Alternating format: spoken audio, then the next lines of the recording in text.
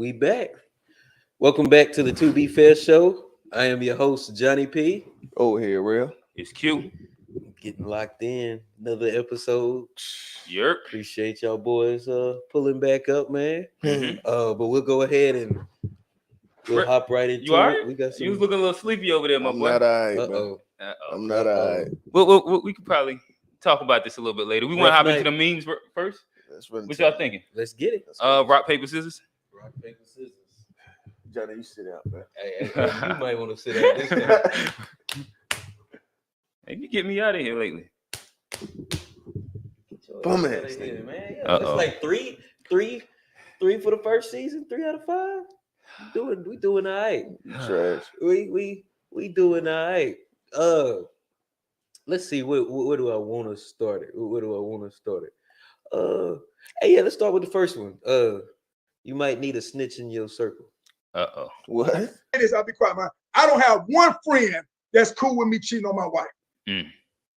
I don't have one friend I can call and be like, hey, bro, hey, I'm speaking in Ohio, and bro, you got to see this red bone in the front there, bro. She gonna tell me I do a cheat to come check on the air conditioning in my room. I told her, come check it, you know? None of my boys will be cool with that. My boys are snitch. My boys gonna say, bro, I'm about to call Neat right now. I'm about to call Neat. Why? Because when she leave me, I'm gonna be on their couch anyway.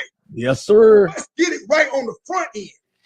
My boys ain't gonna be cool with me saying, bro, I got drunk again last night. I done got high 5 nights in a row. And my boys gonna say, look, bro, you had a bad weekend. That crap over. Let's get back on track. Let's get back. Like, we not gonna stay on that road. Let's get back on track. And so the problem with us men, we sorry. One of my boys' mama called me out. She called me in the kitchen. I was 23 years old. She called me in the kitchen. I said, yes, ma'am. She says, y'all friends? I said, yes, ma'am, we friends. She said, well, why don't you tell him to take that certification test? Mm. She said, y'all working at the same school. You making full salary. He getting paid as a sub. You supposed to be his friend. Yeah. Why don't you tell him to take the test? Cool. Mm. I said, man, you're right. See, we don't want to have a hard conversation. It is, I'll be quiet, man. I don't have one friend that's cool with me cheating on my wife. You know the thing. I don't have one friend I can call and be like, hey, bro. I agree and disagree with points. I actually had this conversation with my homies recently. And the part I agree with, I definitely agree with us holding each other accountable. The only thing is, you don't call my old lady. That's too far. That's too far. We have the conversation in house with amongst. Oh, that's what he said. He said he'll call. No, he said that any of them would call his old lady. That might be extreme. Any of his friends would call his old lady. Oh, I think he was just ramped up at that point. Yeah, that was just OD. Because he shouldn't have that man's wife number probably. Well, I mean, I guess there's a reason why you would have her number, but that's I think that's a breach of general proper friendship etiquette. Yeah, you know, I thought about that earlier today too. I ain't got my phone. I'm like, I'm gonna come over here. Oh, I'm supposed to send a text message. So the reason why you were like, if your close friend should have your old lady number is that if something happened to you, you should be able to tell her if I can. Yeah. No, that's why I walked that statement back. I don't think that it's a specific reason that they shouldn't, as long as all things are appropriate and it makes sense. But the idea of calling and venting about something that he is doing to that woman, I think that there's like it's just like a weird little line. But there got to be rules. It can become too blurred and get nasty. No, I agree. Yeah. But like this, the second part that he was saying, like, why would he said his homeboy moms asked him why he ain't have it? You know what I mean? Why he ain't tell his homie to take the certification? Mm-hmm. Now that's a blade right there. That's a buck. You to be a true homie, you have to do that. You have to be willing to push them to be better. Yeah, like I mean, I definitely believe that. There's no way that you should not say anything when you see stagnation in your partners. You can't be my partner if you just letting me sit in the same place and you have information that can get me to another place. That you can't be my homie, bro. There's no way. I couldn't say like that would be. I couldn't stand on it. You know what I mean? I couldn't stand on it. That's trash. If what's you next, could scroll down, please, to the right side, far right. Scroll down. Okay, it's in the middle. It's finding love. Invalid.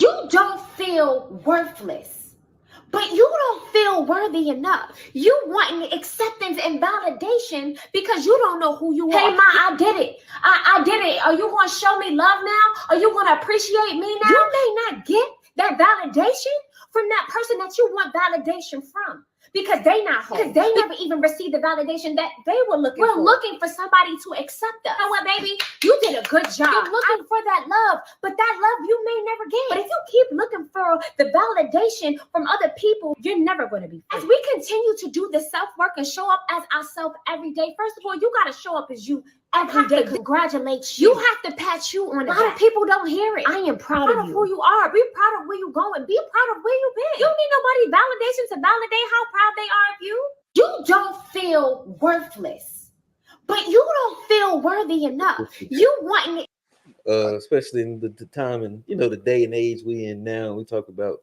mental health and mental wellness. A lot of time you're gonna have there's gonna be certain traumas that might not ever get healed. You might not ever get certain answers from people, but you can't let that affect your self-worth. And like you say, you gotta just find ways to show up for yourself a little more. And so I like that. That was I like it. Sound good to me. That's one of those, to me, that's one of the sound good things.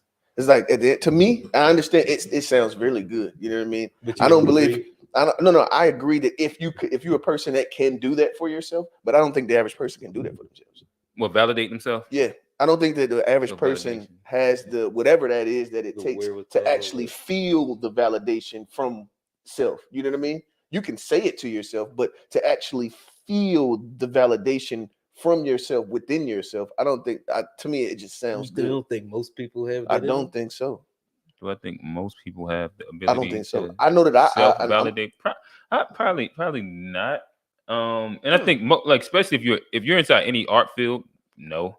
Right. If you're especially in any entertainment, no. I think that we're also now inside a culture that is based off of social gratification and validation, i.e., social media. Where from the likes and comments that you get on a individual post, people are deleted posts within 10 minutes if they ain't get the proper amount of likes. But we're also inside the overshare culture of we're all comparing our lives and we're trying to validate our existence through social media, through sharing. I went here, I did this. And you can say you're posting for self, but there is a space where it will just stay on your phone if you're not looking for outside validation. I remember what I said, the same exact thing. Who I think was it? What's the homie name? Rod. Oh, Rod. Me and Rod had that conversation. Okay. And I was like, well, he was saying that he pretty much just do it for himself. I mean, he do what for himself? Post when he posts, he posts for himself. And it is. I will say one thing. It is nice to see that the 7 years from now that joint come back up. You know what I mean? It's nice to see where you were, especially if you can remember, because sometimes I'd be like, what the hell was I talking about? What was I saying? Yeah. You just don't. I got a story about the memories, boy.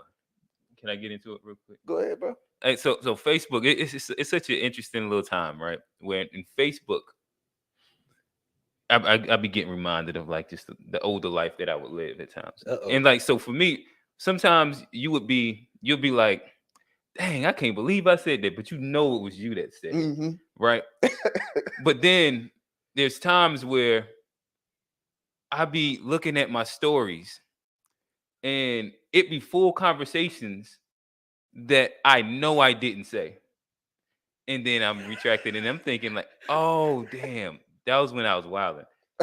It'll be a shorty had my phone and she was arguing with somebody that was posting on another female posting on my thing. I would never say that. Yeah. And then I'm like, what year was it?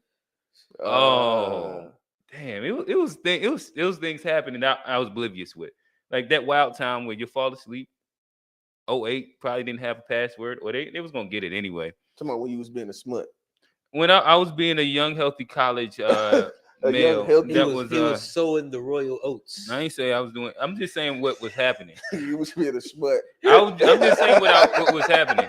And what did J. Cole say? He said, what did he say? Something about then you realize that you was the hoe. What's that bar? You know what I'm talking about? Not right off top. Damn. Well, go ahead. Right off top. But yeah. nonetheless, I'll be seeing that and be like, damn, that was a wild time. That was all I had for it. We've been there. We've all been there. And back when you come to your phone and this shit locked up. I honestly, oh no, that's a lie. I did have a phone scenario one time. That was infuriating. But let me get one more. I want to get you guys' opinion on this. Trash. You could scroll up. It ain't me, so it probably is. I think it's up. I'm sorry, you're gonna have to go back down. My bad. It should be right under Kanye. If you see Kanye, it's the one right under him. Keep on scrolling down for me.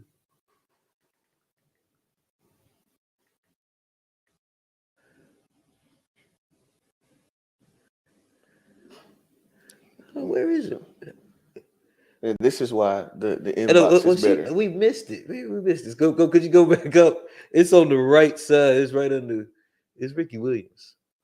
All right, Johnny. I think it's time that we just find another one, Johnny. I think you deleted it or something. I'm looking at it here.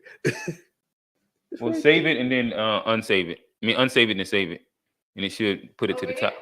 But so in the in between. Yeah, there it is, right there. Okay. There it is. This wild boy right here. Former NFL player, NFL star Ricky Williams takes his wife's name to create relationship bonds. I did see that. Is this something that you guys could co-sign? Bruh, he need to sit the fuck down somewhere, bruh. You know, I'm not interested in that. Hey, that's funny. You know that. It's just, is it a white woman too? Yeah. Oh yeah, he needs some lashes for that one. We gotta bring Dr. Uma out for that one. He needs some lashes for that one. Black Queens forever, Snow Bunnies never. He needs about. She had what is it called? What was it? She had the teapot, the little thing from Get Out. Oh yeah. Yeah, I think that she was doing that to my boy Ricky. That's crazy. We got a comment up there. Could you click that? Johnny, you got good eyes. What that say? Say, understand you have to put trust in first. Plug. Oh fuck. The rest of the opinion. What's the next comment say? Some black men upset our ancestral. Yeah. Ancestors. Yeah. Nah, I think that's crazy. Our ancestors are frowning down on cuz. No, that's somebody for sure. tossing and turning for sure. Yeah, and it was bad. I guess, like, unfortunately, he's still taking the slave master's last name. Exactly. How are you going to purposefully take the slave master? Yeah, double slave master name. Yeah, pretty much. Yeah. That's all I got for this week. I'll who you tossing to? Let's go real. He had a. All right, let's go. Let's go. You know what I want to start it out. Well, let me make sure I can find it.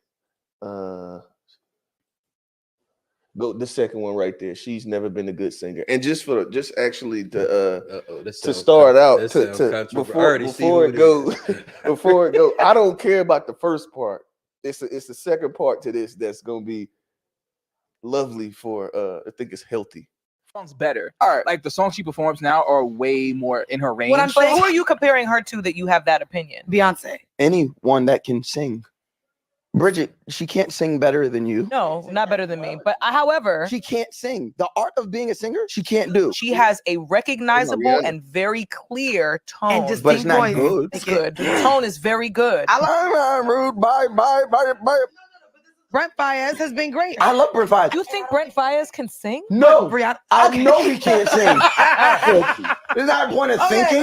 I know that nigga can't sing. He's a great writer. The music be kicking his ass. But guess what? He do it well. Rihanna sells Rihanna amazingly. That's her talent. Rihanna, in the beginning, we didn't think she could sing, dance, have stage presence. She can't. No, don't do this. Don't do this. She can now. No, she can now. No, Super Bowl, she does her songs better. All right. Like, yeah, I think that was a healthy one for you all. The truth is healthy. Oh, so that was a good opinion that he had. You don't think Rihanna can sing? No, I ain't talking about Rihanna. I'm talking about Brent. Y'all know I don't. That was not to shade on Rihanna. I'm talking to you guys. Y'all know what I'm talking about. Nigga, Brent Faiyaz cannot sing, bro. I need y'all. Go ahead. Give me the feedback. Give me the feedback. Oh no, we had this conversation on. Yeah, let's have it on the. They want to be privy to the conversation. Oh, gotcha. I believe that Brent Faiyaz can sing. I enjoy his music. I think that last night we came up with the understanding that in general you're a music hater. Bruh. So like as part of you being a music hater, like he's like he sings inside like a style that you're not like accustomed to. So you can sing it is innate shit, inside bruh. like your blood to hate it. You can sing that shit, bruh. Music hater. I've heard you sound as good as him, bruh. I don't believe so, but I accept chose after getting all after last night. I hate such. Right. What? He said, I ain't no music hater. I ain't no music hater, bro. I have a strong opinion, and I have my own preferences. I don't have to like everything. I can just like a little bit of shit. That's right, fine. right. So you like what you like, but you be hating some music. That nigga Brent Faiyaz sound like shit, bro. All right, so we have a comment, and it says Rihanna has always been a professional chanter. If you don't understand chanting, it's the art of making sounds harmonically. It does not consider you being a vocalist. I don't. Yeah, I don't really have like an opinion on Rihanna singing or not. I don't listen to her enough. I think that she has some well-written songs. I mean, she probably doesn't write. She's a great performer. Yeah, like they do like the whole little music camp for her, and they'll kind of like put together some stuff. It was crazy because her last intro to her album was written by SZA. SZA actually wanted to release it, and it's so crazy how the music industry in itself works, where you can write and record a record, but your label can sell it to another artist, and you can't release it. For sure. It's not yours. For sure. And it's no longer not yours. Absolutely. Like that's such a like just an interesting space when it comes down to the music industry and its ins and outs. Especially when it comes, and that's like a specific thing to R&B too. Mm-hmm. R&B is crazy. Yep. Is there any other artists that you hate that you like to let us know about? Bruh, who else, bruh? You I got plenty of them. I got plenty of them. I got a full clip. We ain't got enough time, bruh. We ain't got enough time, but anybody that don't rap on beats. Bruh, the Lil Yachty J. Cole joint, I actually appreciated Yachty's verse. How you feel about Lil Uzi? Trash. Oh, okay. How you feel about Travis Scott? I don't listen to enough. What about NBA Youngboy? NBA Youngboy, he can tell some good stories. Oh, you've actually listened to some of it. Yeah, okay. He can tell some good stories. Okay. I don't like. Y'all know I don't like just ignorant music, but he doesn't have just pure ignorant music. He actually is talking about a thing. Mm-hmm. I appreciate that. I think that you might have moved the needle. Like, what's when you don't hate something, but like you're musically disgruntled. Well, whatever, maybe that's bro. what it, like he moved over a little bit. To I don't like being musically disgruntled. I don't like the repetitive content base where you just talking about everything and nothing at the same fucking time. Mm-hmm. I don't like that. So if you're doing that, I'm gonna say you're trash. Okay. All right. So we have another comment. It says chanting is what reggae artists did back in the day. The ones that could not be harmonically sounding for us in the music. Well, she does. What is she, Trinidadian? So that does kind of make sense. I thought it was Barbados. I think it's Barbados. Yep. Barbados. So she came out kind of as a reggae artist, so it follows. Real. I guess what's next? That makes sense. Okay, so let's just go with. And man, I need my phone, bro. Yeah, y'all in the comments, bro. You ever lost your phone, bro, and it just like saw how much it affected your personal life? Like it affects everything. It affects your stool time when you're sitting on the toilet, bro. What do you do with yourself while you're sitting on the toilet, bro? That's when you really gotta sit and think. What do you do with yourself?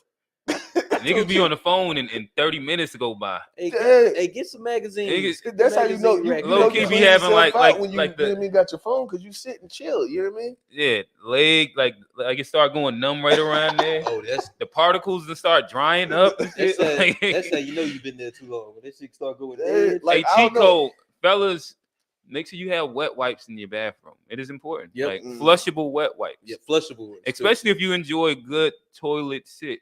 Flushable because ones. Again, that 30-minute scroll. Yeah. You take your phone in the shower with you too? Nah. Yeah, I shower with my phone in the shower with me, bro. I think most inside the shower. Like in the shower, on the joint, in the tub, like on the. No, you be needing to be distracted. Yeah. No. I be playing music. But you can't hear the music when it's outside. Nah, bro. Nah, I like to hear. I want to hear You know what I mean? Anyway, let's go. Let's move on. Go to that first one, Buddy in the blue shirt. Did I use that one last week? Yeah, we did that one. Okay, keep going down there. Now what else I got up there? Wow. See, y'all know. We did that one also. We did those last week. We did that one. Yeah. Hey, I don't know. Hold on, bro. My contact sliding on me. I got you. Okay, go. I guess go to Cuz, right? Well, no, we did that also. Appreciate it. Contact slide. Also, if y'all have any videos or any suggestions, you can tune it into the To Be Fair Show Instagram page, and there we can go through it live for y'all and get live reactions. Yep. This is true. Actually, we do have as we're figuring it out, we do have someone that has sent in one. Let me see if I can find it. I want to do this one right here. Scroll down just a little bit on the other side. Over here. Mm-hmm. And we have some sent in from right there where it says DP. The public figure. Keep going down. Yeah. Yep. All right. So again, as you heard, we will react to your memes live on air. Send them in to the To Be Fair Instagram at the To Be Fair Show. So this is sent in from the public figure. Click it and we'll react. Let's see.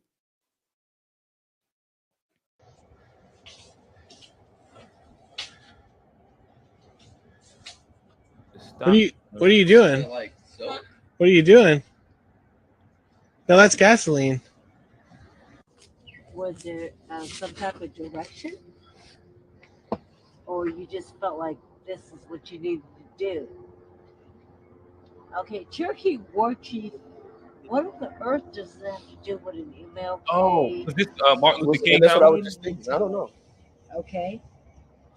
And that's why he's putting you in a position in which you can Where are the still police? breathe. They're on their way. But you're Nobody's trying to hurt you. We just want to make sure the house nothing happens to it. And Are you comfortable, young lady? Looking at this. Okay, as long as you can breathe and you're comfortable, we're good.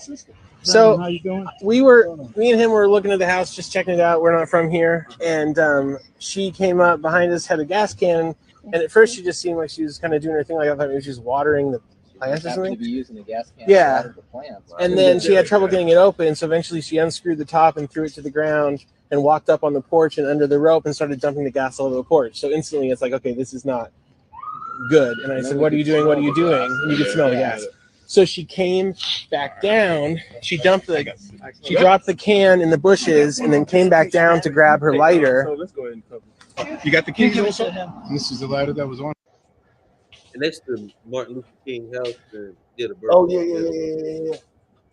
What are you doing? Okay. What All are right, you so, doing? we do have one more that was. No, that's shout out to Elsa. Alicia. There we go. Alicia. Let's click that. Let's see what they got for us. Miss Alicia.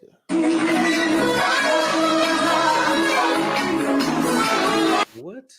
What is he doing? I hate when y'all be saying, don't kink shame. We shouldn't kink shame. You bitches need to be shamed in the middle of town square and then stoned after for the shit y'all be into. What do you mean you just tickled my feet and smelt your fingers and gripped your other hand like God spoke to you? Y'all are criminally insane, and I want you off of our streets. How do you feel about kink shaming? What do you think? Some things you should be shamed for. There are some things that you absolutely that right there. That's crazy. You should be, I thought I heard you say before no kink shaming, but you are revising. Damn, that's just nasty, bro. That's nasty. You don't like toes, Johnny? No, I'm not. You ain't a wild toe boy. I'm not one of them foot boys. I ain't. You suck toes? No, I don't suck toes. I don't think I've ever sucked toes. No, I don't think so. But I know I ain't suck. I ain't gotta think about the motherfucker. I know I ain't suck no toes, bro. I ain't a foot guy, bro. I'm not a foot guy. You ain't massaging feet either? If I, you know what I mean, If if you it have came to. up, yeah, if I had to, I would do it. Like if it was requested of me, I'm glad it hasn't been requested of me. You know what I mean? Johnny, you Because put a I toe just in your don't mouth? fuck with toes. Nah, no toes. I don't like feet. Like it's just How you ain't gonna suck toes but eat booty? This is actually a good question. See what I be talking about? Hey, if you eat booty, you might as well suck toes, bro. Look, man, we ain't talking about me, bro. We ain't talking about. I plead the fifth.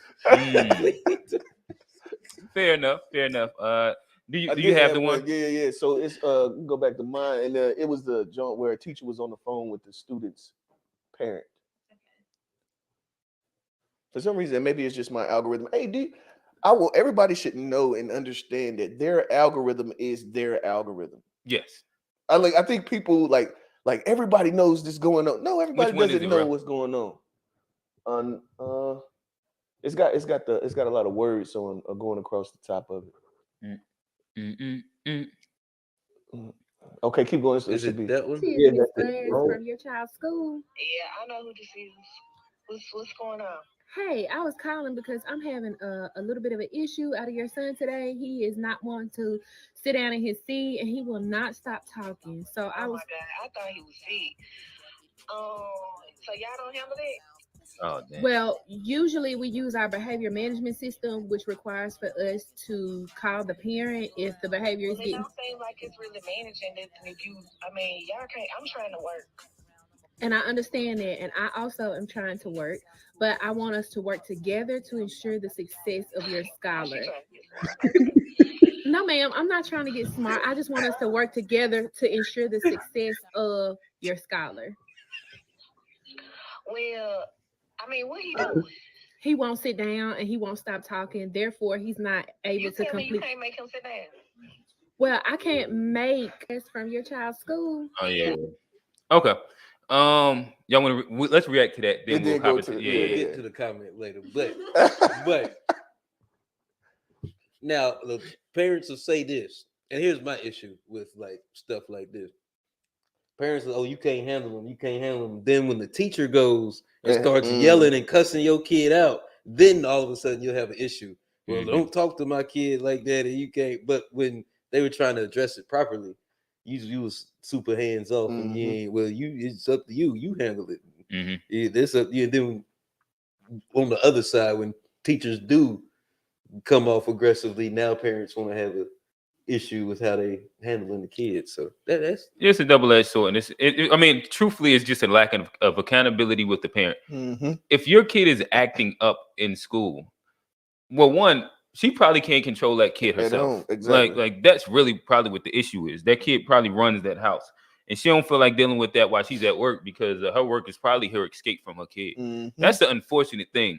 I would say, to me, I push all that on the parent. I don't care nothing about that teacher recording it or not recording it. To me, it just exposes the lack of accountability. And I spent years in like not healthcare in the school system and in like after school programs and stuff like that, and coaching and all that. Yeah, but specifically because coaching is its own thing. Like as a coach, you do have way more control because you have leverage of a thing that they want to do. And they're also not having to sit down and not talk. They're actually up active. So it is very healthy. I think that's one of those things we got to make sure we put our kids into. But most kids don't want to be at school.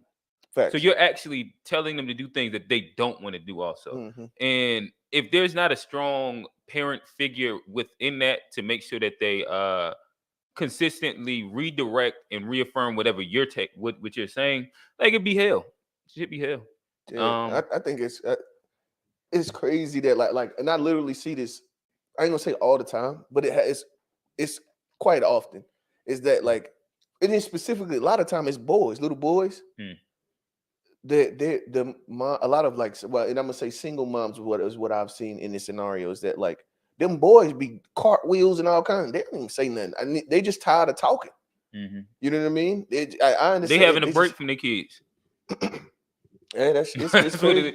They breaking from them kids. Yeah, and bro, I literally and I'll just say this. We'll move past it. There's a difference, a clear and real difference between raising kids and taking care of kids. Kids can live with you full time and you take care of them and not raise them. There's a clear difference. Yeah. Let's go ahead. Let's start with the latest one from Mama Young. Mom Dukes. It says most of the parents who act like hasn't had discipline themselves. True enough. Yeah. I agree. Probably came from like not the best structure. Johnny, do you want to read the next comment? Nah, not particularly.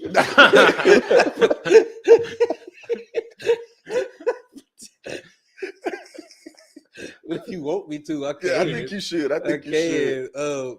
What it say? If you are going to taste the anus, you might as well eat the toe cheese. You already ate the cheese of the toe booty. cheese. Johnny can't leave you alone. Yeah, I agree. You might as well get you some toe cheese too, bro. Gouda. You like Gouda, don't you? American, what kind of cheese you like? Swiss? I like a little cheddar, mozzarella, little Limburger, Parmesan. Gouda's a good one. You know, just like the regular cheese. Okay. I mean, just get you some crackers, and then once you scrub that from under her toe, you can just throw that cheese on that cracker. You know what I'm talking about? And the Swiss cheese is That kind of shit like gross, bro. Gross, bro. What you? Does the Swiss cheese remind you of eating the booty? My bad. We going somewhere that we ain't got. We ain't got to go there. My bad. We ain't got to go there. I ain't admit to none of this shit. We ain't got to go there. My bad, Johnny. I ain't admit to none of this shit. Okay. I guess I'm done. Yeah. Let's hop into it. I would like to start with there is a Rick Ross clip that was sent to me. I can't remember who sent it to me, but it was really, really good. Do you see it? Can you scroll down a little bit?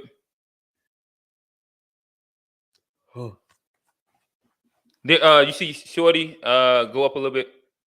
It's to the right. It's a brown skinned girl with kind of blonde hair, look like, with the black shirt on. Yep, with the black shirt. But at the end of the day, come on, man. Come on, Jada. Let Tupac rest in peace. Let him. Come on. Apalicia. What he said? What she said? He got apalicia. Alopecia. But he did. But tell me what that is. So alopecia. But we ain't need to know that. But dog a legend. He been dead 30 years. Apalicia. Alopecia. But Alopecia. I know Albert Hughes, he recently talked about it, like how they were a juice and he has stress patches, which is like a form of alopecia, and like shares a story like why he cut his hair off. She should have told us a Will story. You're right. Talk about your husband, baby. You married him. Tell us how you fell walking down the carpet one time and we ain't know you ain't have on no panties or something. Oh, tell us. Tell us. Will Pot gone. He got apalicia. Alopecia. One time for everybody with apalicia, man. But at the end of the day, come on, man. He Come said, on, tell me Jay, what let that is. Tupac. All right, He need to know that. How do y'all feel about that one? It was funny, bro. He's absolutely correct. That man is dead. Leave that man. Like, why would she say he had alopecia? Like, who the fuck? Bro. Who cares? She was saying Will Smith had alopecia. No, Tupac. Yeah, that's been like her. Really doesn't fucking matter. Yeah, that's been the bag that she's been in lately. Dead. Man, that's crazy how you can be a star and then become just a star of a wife or a wife star, and then now you just reaching for goddamn everything. You just trying everything. With the husband at the same time. What was the last movie she was in? Girls Trip. I don't think it did that well. Girls Trip. See, exactly, Okay. Exactly. Yeah. I don't know. Could you scroll up a little bit? And could you give me? There is a guy with dreads and a guy with a toboggan with a red shirt. Could you click on that one? What do you call it, bro? What do you call it? I call it broke PTSD. Broke PTSD. Broke PTSD. And watch how you break it down. So when you raise in certain conditions that you've become accustomed to, whether they're good or bad, positive or negative, you get stuck in that mindset. So even when you get out of those conditions and get into a better position in your life, sometimes you're afraid to do certain things because of that trauma.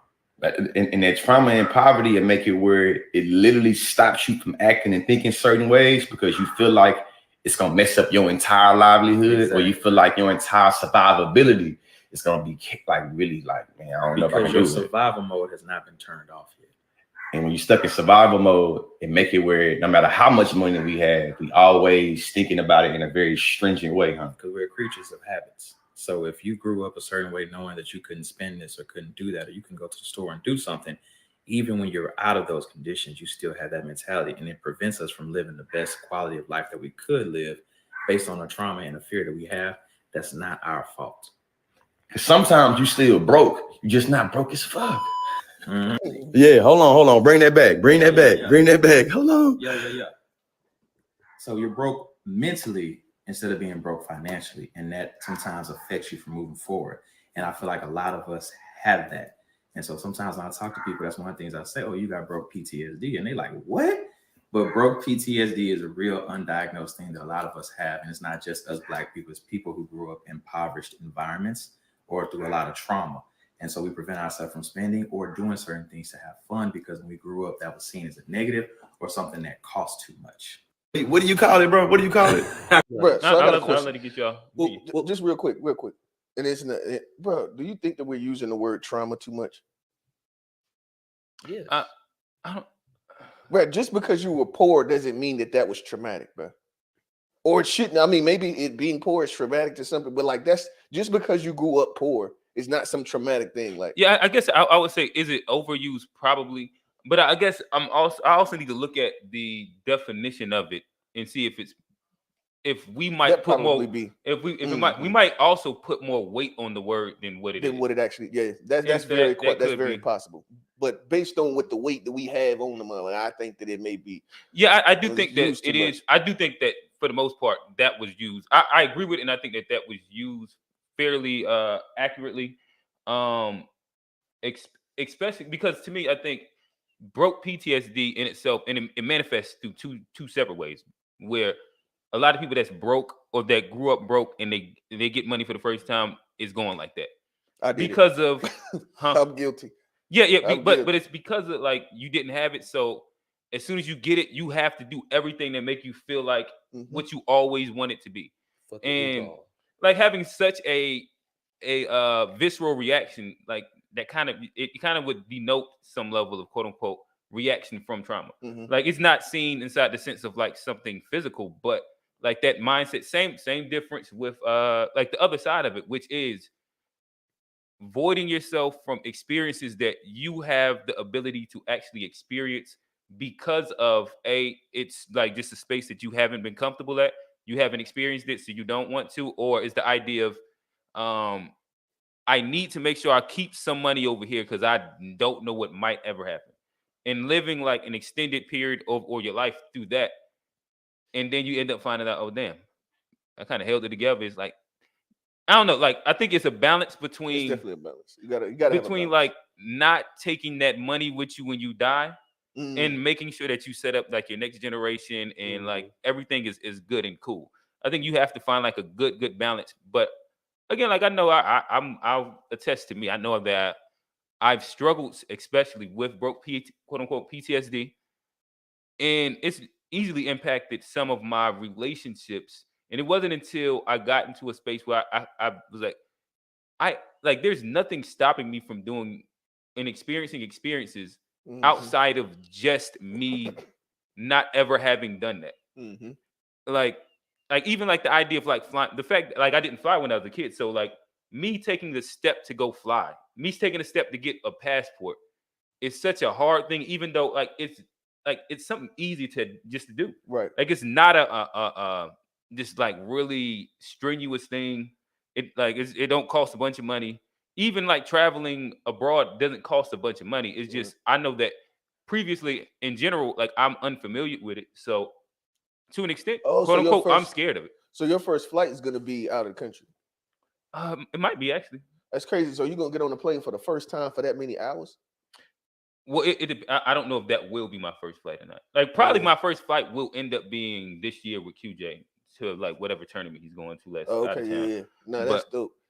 Cause bro, I remember going to my first flight was going to basic training. Oh damn! My first flight was going to basic training, and then I went to Lawton, Oklahoma, bro. Little ass spot, bro. That plane was small. When I tell you, bro, let me tell the story real quick because I'm gonna make it quick. So we on the plane. It's pretty much just soldiers, or people going to basic training, and it's a small plane because we're going to Lawton, which nobody fucking knows anything about. And so we're on the plane. I knew shit was finna go left when the what's it called, the lady, the stewardess, when she buckled herself in. Oh shit! I said, "Oh shit, it's finna get real, right?" She said, "It's gonna be a little turbulence," and I've heard that. You know, I've heard that in movies. Don't necessarily mean that it's good. When she buckled herself in, shit, I was like, "Oh hell." So it got so bad where it felt like he was on a roller coaster, bro. Like literally, the plane, you feeling it, like, and bro, it got so bad. I started praying, right? So I started praying, and then when I finished, I looked over. The dude over there was praying too. You know it was dark. I couldn't do nothing but start laughing, bro. It's like, hey, what do you do? Well, I mean, yeah, you can't really do nothing once you on the plane. Like, you just gotta ride that bad boy. Yeah. But that was one of those. But other than that, my plane rides have been fine. You know what I mean? That was just that small plane. I ain't never had bad plane ride. I ain't never had like no crazy like turbulence. I've had a little bumps, but not the way they be dropping and coming. I ain't never had that. I ain't. But we knew we was dead, and everybody yelling and shit like you on a roller coaster for real. Nah, it ain't nothing like being helpless to like somebody else's, whim. That's also why, like, I just suck at being a passenger now. I'm uncomfortable doing it. But realized that last night, right? But that not just in general. Like, no, I'm uncomfortable. Like, this is something I already had in my head. Like, because I drive so much, anytime I'm in a passenger seat, it's uncomfortable. You don't know what to do with your head. Even being in the back seat is even worse now. But actually, the back seat to me it's better because you don't have to see the shit. You can it's a little better like because you can zone out. But in the front seat, like you're looking at this shit, like you can't do nothing. Gotcha. Commentary on the idea, the concept, or okay, yeah, bro, PTSD. I would say, I'm kind of with Ray as far as just overusing the word because I feel like it cheapens the experience. PTSD, or just the trauma. The word trauma. I think overuse of it minimizes when people actually do go through stuff. Because I mean, everybody has life, and I don't think it's PTSD, but there's a certain mentality that you have growing up, and sometimes it's harder to just break the mentality. I don't think we need to call it PTSD. It's just I'm so used to living this way, and doing something else is hard because it's just unfamiliar, and it's just a new thing, like getting money and actually spending it, and not penny pinching the whole time. It's a new experience. It feels different, and so sometimes I think that's they're just fighting that new experience a little bit. Have you ever? Do you feel like you've experienced this coin term broke PTSD? Well, in the car business, there's good months and there's bad months. So I know how to budget my money. I don't I know how to even when I get it, you ain't got to spend it all. Yeah, like you gotta if you make so much a month, you ain't got to spend all that because you might not make that the next month, or you got to kind of live on a balance. So I get the concept of just putting a little away, saving. I like to save. I think that's a beneficial thing, especially for people working age. And just a little plug for you. We got to start talking more finance too. And I just want to put this out here. Hey, y'all go check your credit unions on them CDs. Go and check them CDs. Got some real returns on them. Go and check them CDs out right now. Put a nice 5,000 in and see what you get back at the end of the year. Oh yeah. Do that. You'll 6,000. See what you get back at the end of the year. Yeah. Interest rates. But yeah, looking decent. So like I definitely I agree with you. I didn't think about it that way. The PTSD calling it that, but just to go with the term as it is, as he's using it, I definitely experienced it. Like we grew up poor. Yeah, I ain't calling that trauma. You know what I mean? We grew up poor, and it was okay. To me, that's not just the worst thing ever. You know what I mean? This is just I didn't look at it like that. You know what I mean? Growing up, I ain't look at it like that. Of course, we couldn't get certain things. It's a part of it. To me, that's just normal. But when I did, I touched my first nice little check that I touched. I couldn't tell you where it's at now. Like it's funny because I remember a couple of things I did, but it was too much money for that. It's like literally like I don't know. Like to this day, I know we. You know what I mean? My vices were definitely You know what I mean? I was vicing it up though, for sure. And I was doing, everybody around me was able to kind of get a little piece of the vice. So you know let me ask you this. Do you think and maybe have you thought through this at any point in time? Like say some of the experiences and things that as you grew up you did without with your kids, you'll probably be able to give them for sure. But do you find yourself battling the idea of, well, I didn't do this, so you'll be out all right without it? No. Honestly, I'm one of those that like I don't want them, because there's no reason for them to have to live the lifestyle that I lived. It's not necessary. I'm in a different place than because my mom's a single mother. Like she was in a different place financially than I am while raising them. So like I realized, but I just go through Target, and I don't ever not go through the toy section. With or without my daughter. Like I bring my daughter out. For me, one of the things is that we're gonna go through the toy aisle every time. You're not gonna get something every time, but we still to this day. You remember I said that previously, that we still to this day do that. And the thing is, that's like, because to me, I think it's better to let them experience it every time than try to cut away from, you know what I mean? Just try to deviate from going over there. It's like, nah, you ain't gonna get nothing, but yeah. But then I go in there and I just get stuff just off. I had to call like, man, I need somebody to get me up out of here. Just yesterday, I'm like, bro, yesterday, day before yesterday, something like that. But man, in my mind, I was like, yeah, I ain't spoiling my kids, bro. I ain't gonna make no spoiled kids, but it's just something that you gonna do. Yeah, it's just something that you gonna do. But it's to me, spoiled is different than being a spoiled brat. Because if the brat shit start happening, or entitled, yeah, entitled. That's yeah. If you start doing that, start acting crazy and all, you'll be all right. I guess to wrap up, I guess this part, could we run down the comments? Look like start with Sesame Jid with the Jada. I think that was the previous one, and we'll just run them all the way down. Yeah. Could our lovely assistant speak through him for us? Yeah. I got bad eyes. It says Will need to separate himself from her. She's just looking for attention now. Agreed. Shout out brother Alvin Lamar.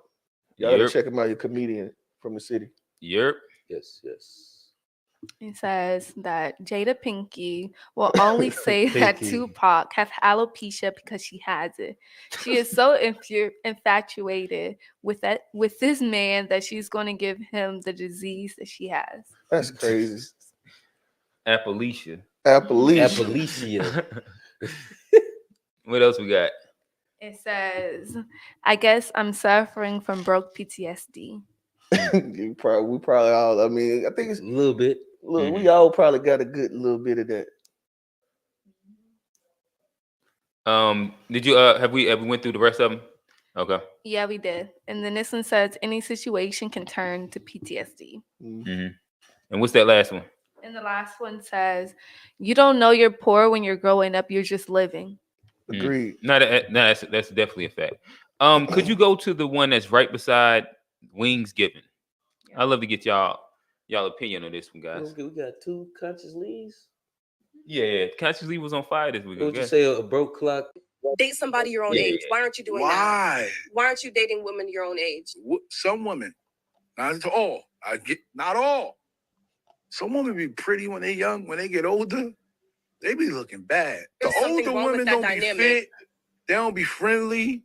They don't be feminine. They don't be cooperative. So women and they don't be submissive. A lot of times, men want to date somebody so much younger because y'all be wanting somebody to train. That's what it is. Yeah, sometimes. And men say that. Women are not things to train. Well, number 1, this video is for educational purposes only. And what does that face tell you? Number 2, the same folks that want you to be concerned with grooming when it comes to the LGBT community believe it is normal for older men to go out and target younger women because they're young and submissive. Number 3, she said, why don't you date women your own age? Your response was, why? Number 4, let's keep it a stack. The description of being friendly and fit and cooperative and submissive is describing a cute little lap dog that Paris Hilton used to have.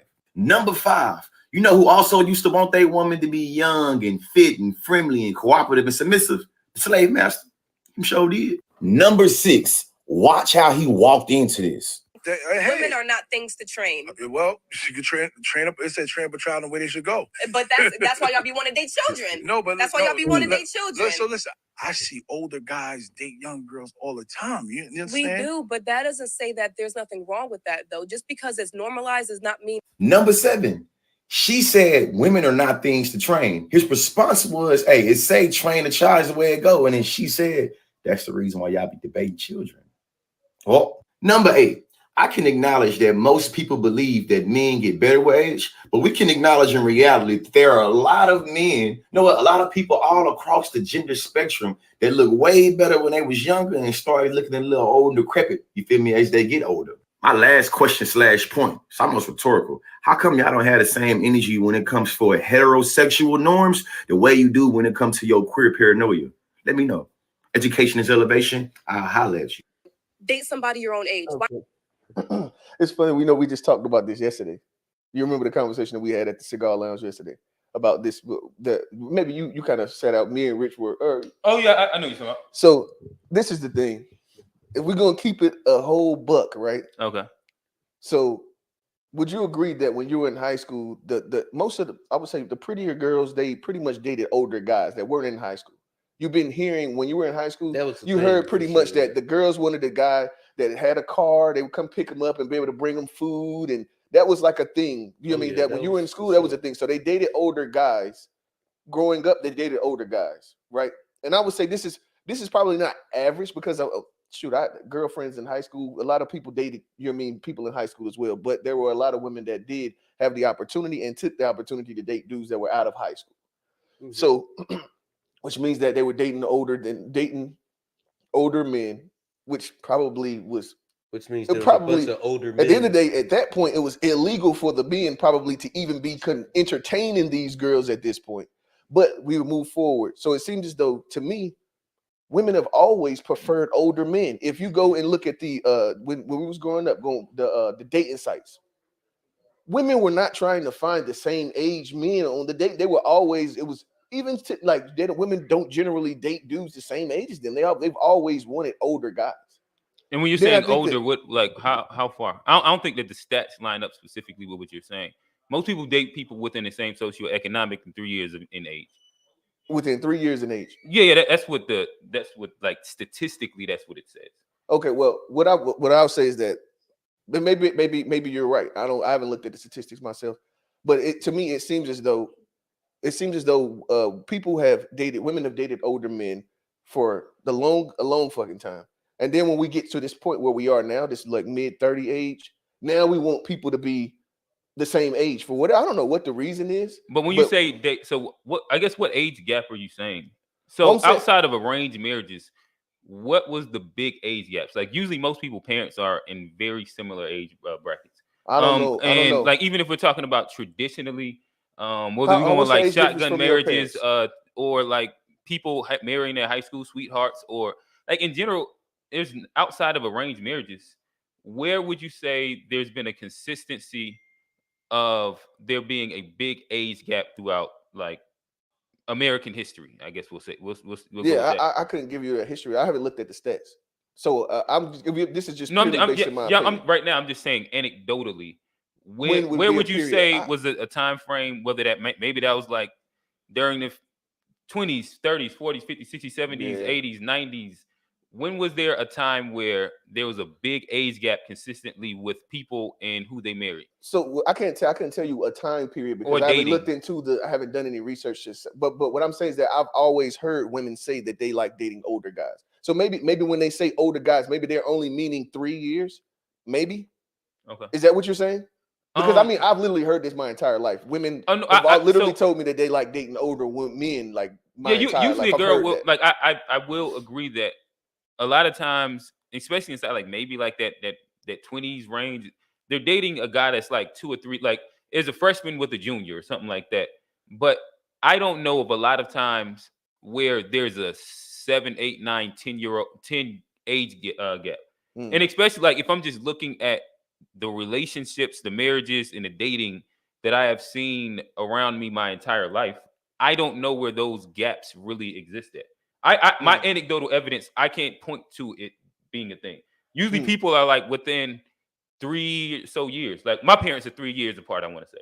Like, but my aunts, their partners, actually, I think my brother, his age gap is going the other way, but like she's older than him. But like, again, Rich, I think his wife is a little older than him. I'm trying to think of people where there's a big. I don't really know of big age gaps. To think about it, I guess you're probably that 3. I would say 3 to 5. Yeah, it's probably like closer to the norm. 3 to 5 years is probably closer to the norm. Agree with that. Yeah. I can agree to that. I can agree to that. So I mean, at the end, but I still stand on the fact that at the end of the day, at 5 years. So what you saying that a 35-year-old woman dating a 40-year-old man? That seems pretty regular to me. That's not. Yeah, to me, no, I'm not saying that that's a large thing. I'm saying we just agreed that like it's probably the norm is about 3 to 5 years, probably. Yeah, I think that somewhere in that range. Yeah, no, I won't disagree. As we breaking it down, like I won't disagree that that's probably like the much more of the norm than it is that like the 10-year gap and that's what I'm saying. Like 10-20-year gap. If I'm just going off what I've seen, I haven't seen a lot of big age gap relationships. Except like if you talk about like grandparents. Back when our grandparents, they had large as fuck age differences. But like our parents, I haven't seen it so much with like our generation's parents that but I know our grandparents, they was getting up there 15-year differences. I know my grandparents. But we've also talked about like some of the issues with our grandfathers. Yeah. And I'm not saying that it was right or wrong. I'm just saying that it was much more of the norm with our grandparents' generation than it would be our. And it was some nasty work happening back in the day too. Like, not big facts. Like when like the 16-year-olds that had the 25-year-old guys that was pulling up at the high schools and shit like that. Like we all know, like I mean, like Barry did. It's some grown men that was like trying to court like the cheerleaders and shit like that. That's nasty work. Even like what was it? That movie Clueless. Like it'd be some kind of like nasty like little work that I think is nasty. I think age gaps are only like cool once you get past a certain age. To me, like if you're 35, I don't care what you like. I don't care what the age gap is. You 30, like put it like this. Once you reach a certain level of maturity, probably like 27, 28, 29. If you date in a 15-year-old, somebody that's 15 years older than you, to me is not even that big of a deal. But when that age gap is like say you're 30 and she's 18, to me that's kind of like it's nasty. Yeah, that's nasty. But like it used to be like 16 and 25 and shit like that. Like to me that's nasty work. And to me, it's almost like. What about like 25 and like 40? Yeah, I ain't. That's still like that. Yeah, I ain't interested in that. I don't understand what like. See, I understand the argument. That's what I was about to say. Like, there's not like a thing like. So me myself, I know that I would never be interested in young girls because I already don't have young motherfucking conversations. You know what I mean? I already don't like. I don't talk a lot about BS, so I know that like. There won't be too many young girls that would, you know what I mean? So that would be nothing that I would ever be interested in. So it's a weirdo, but I actually like I understand why an older man would want a younger girl. Like when you talk about, no, I understand. I'm not interested in myself, but I understand. There's an age gap in my relationship, but it was actually it wasn't supposed to happen at all. Like so, pandemic relationship met online. Well, what's the age gap? 5 years. Okay. But met online, and my parameters was not like she wasn't in the parameters that I set. Yeah. But because if you ever been on a dating site, you swipe enough, they'll start going both ways on the parameters. They'll wiggle like a year each way or a year or two each way, and that's what ended up happening. But like I wasn't even interested inside like somebody that was really younger than me. You know what I mean? Yeah.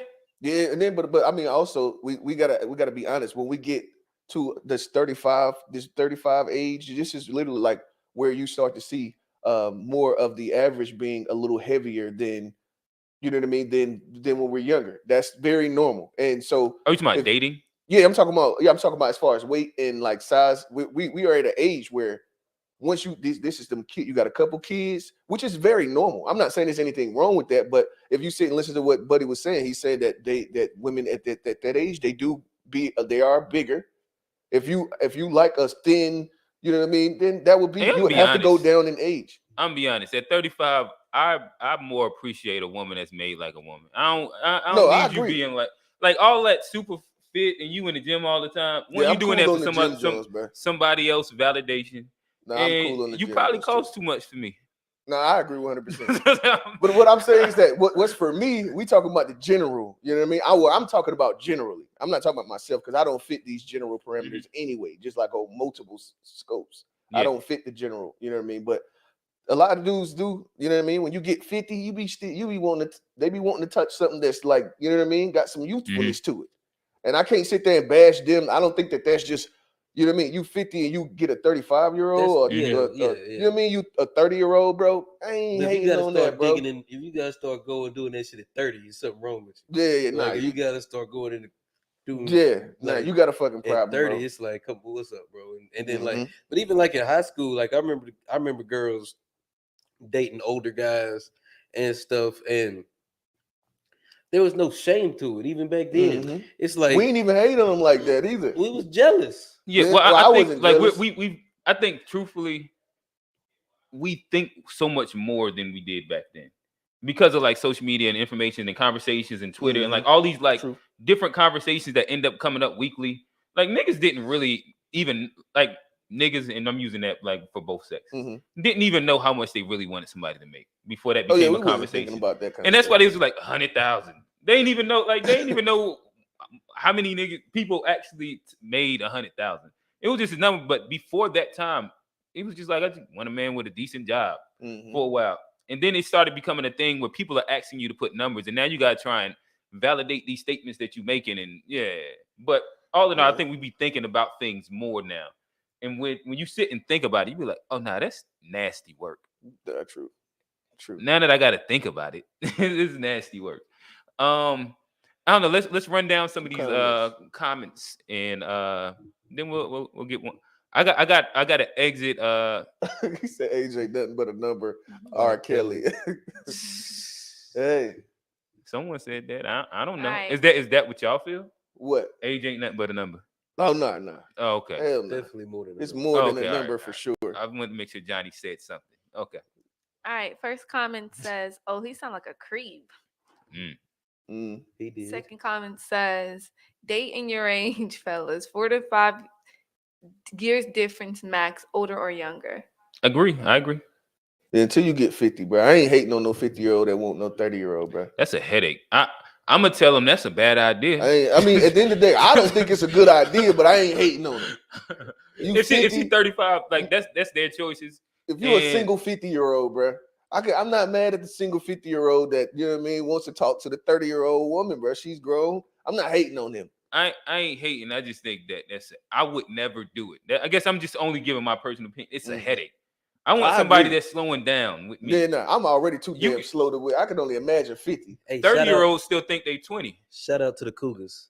they ain't getting enough love out here. Oh, I wonder what you. So, what do y'all think is about like the dating as far as men dating older women? What do I think about it? Like if I'm saying like outside the 5 years, like let's say more than 5 years, like dating a woman like 10 years older. Yeah, but we just use the same parameter, 7 years and up. 7 years and up. I think that I think that he probably trying to take advantage of her on something. So the same thing applies going the opposite way. Going the opposite way. Yeah, or like, and I think that with her, she probably like it's all right. So I guess let's get into it both ways. Yeah, let's get into it both ways. I would say that for her, there's probably some things there where whether there's like she has a super strong controlling or mothering personality, and it's somebody that she can control with her money. But is she also a creep, right? Is she a creep? That's what you said about the was it you or was that just a comment? That was a comment. Oh, okay, but you called him something. He's a no, I said dirty work. Dirty work. It's still dirty work. Well, right now, are you all right? So what age are you talking about? Well, I'm just talking about I guess my mindset right now was a 35-year-old man and like a 42 or 45 or 50-year-old woman. Okay. In which like we both all just said that like I don't care. I just wouldn't do it. Right. Okay. So now if we're going 18 and she's 25, that's nasty work. If it's like anywhere, to me it's the same. Like it's the same little. Principle. When you get to a certain age, then it's not such. a big deal. I just wouldn't be interested in it, and Well, I think that it's like dynamics that's at play in which somebody's probably trying to take advantage. Where either homeboy is probably like a homeless sexual, and like she got bread, and she's you know what I mean he gonna use that. Or she's probably using that bread to control him. And then a lot of times it'd be like there's a trade off because like he may be suffering from. But that's pretty much what I was trying to explain. They literally just trade off. You know what I mean? Where he need a place to stay, and she like a younger guy that can do the box the way she like the box to be done. And, you know what I mean? Put on his gloves and hook. Right. I mean, hey, it'd be a trade off. I think 12 rounds in that month. But I'm sorry. Go ahead, continue our wonderful. Comments. Engineer. Usually when high school girls do that, they don't have a good home situation. Some people associate older men with sustainability and money. True. I probably agree with that. Yeah, bro. But I think if you like getting up in age like that, you know what I mean, bro. There's a certain base the basis that should be covered. So that the idea that I think that an older, more seasoned man should probably come with those things. I think that should be a. All right, you're not talking about what she because she's put that at high school. Oh no! I'm talking. All right, about, you going back to where we? No. I'm literally just talking about an older man. The expectation of the older man. The idea is that he'll have more sustainability. Oh yeah, stability and money. Yeah. So like, I think that should be. I mean, that should be a given for on average. It should be. Yeah, for sure. Growing up, you always saying these young girls from middle school to high school getting picked up in Corvettes, Cadillacs, and Jeeps. Yes, the men were wrong. The men would probably be considered perverts. Agreed. That's nasty work. Picking up a middle school kid. No, that's some fucking now you go in any car. That's beyond nasty like work. That's yeah. Now you really use on some. That's some R. Kelly Listen, shit, my bro. thing is that even if there's a 2-year age difference from high school to college, it becomes nasty work until they graduate. Almost to me. I'm being honest. Like if she's a junior in high school and you're a freshman. It's like it's a rough one. I ain't going that far with you. I didn't do it myself, but I get what you're saying. No, pause. All right, so this wasn't an existing relationship. You're a freshman in college. And you get in a new relationship with a junior. Oh no, yeah, you tripping. I thought I get what you're saying now. Now that's nasty work, bro. Yeah, like if y'all were dating each other that's prior, what I was thinking. That's where it's like it's such a really interesting thing. And to me, it has to have already been something existing where y'all was around each other, and it's like, well, all right, whatever. Where you in college, there's no reason that you should be around fucking high schoolers. Where does that even happen? Actually like we had some niggas we had to kick out the drum line for doing dumb shit like that. That's crazy, bro. Nasty work. Nasty work for sure.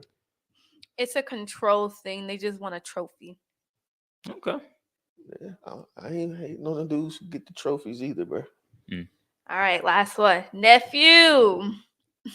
I always spit credit, religion, financial situations with y'all as youth. My problem is that I did it too early. That's actually like an interesting point where there's an age range that are let me see how you could put it. You're receiving information that you're not able to consume at that moment. Or like the implementation you haven't gotten to the place of maturity to be able to implement said things. Yeah. No, that's true.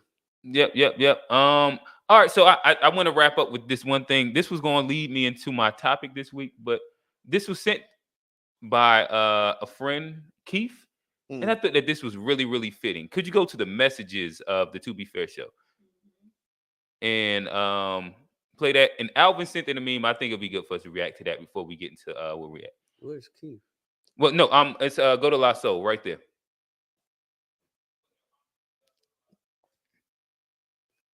Hit click that.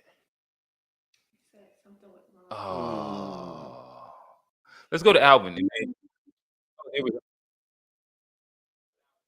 Let's get it. What? Just to go where we was at. Mean, but I'm into little boys that are about 17. I don't know why, but they put up a fight, and hot damn, that excites the MC. Like the show, I love a young buck. They give me one, but once in a while they become love struck. But that's okay though, cause I can handle them. I love young boys on the brink of being young men. I mold them, shape them, make them, then I break them in. They get the job done, I make them get the job done well. Swell, make them kiss and tell all of their friends around the neighborhood that life is good, soul food good. So tell me, honey, are you ready to score? Again, I'll ask, what are you too young for?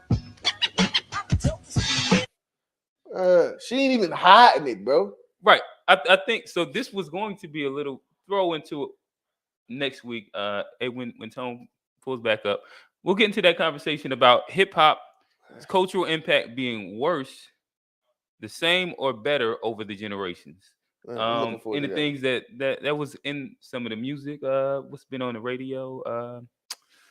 It'd be fun. I got find a even box. Sexy Red ain't got nothing that crazy. I think it. Nah, hold on. It's levels to shit. She was talking about a child. No. I agree. I agree 100%. I just said it's levels. She was talking I about just a said it's child, levels. Now bro. that is crazy. Oh no, that is crazy. I ain't never heard a song that was that wild. But yeah, at least Red ain't gone that at least hard. if R. Kelly was rapping about little girls, you didn't know it until after he got, you know what I mean, got the charges and shit.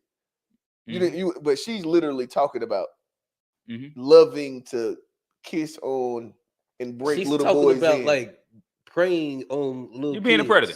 That's crazy. Yeah, just nasty Never work. heard that shit She's before. just talking about nasty work.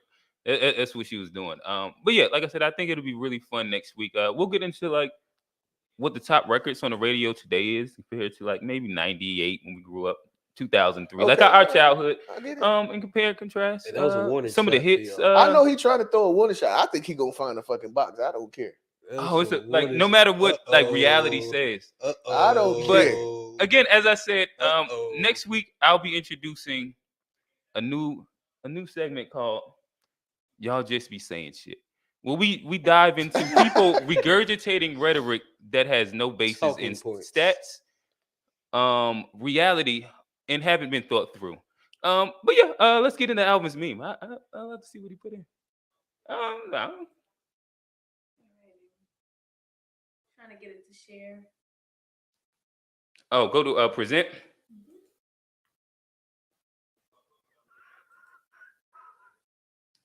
Share screen. We back. So as we kind of get into it, we said send as you can. To Be Fair Show, the YouTube. We will react to your memes in real time. It says new era. Cash Doll shares how she plans to change the narrative of OnlyFans. What's his narrator voice? That shit was fire. I'm saying, but how she go? Like, there needs to be way more context to that. Like, there's no. How is she gonna do it? Yeah. What was the plan? That's just it? She didn't give us that was all. That's Alvin. You got to ask him for Alvin on that. Hey, Alvin, what was? I want to know how she plans to do it. I don't think it's I need a little bit more information on that one. That's crazy. How's you gonna do that? I don't know, Johnny. You have an OnlyFans. How do you think that you would like to change the narrative on your OnlyFans? Change the narrative. Yeah, I'm gonna just be on there watching anime, bro. Oh, you just live streaming anime? All right, Alvin has actually commented, so he'll give us a little bit more context to what he meant.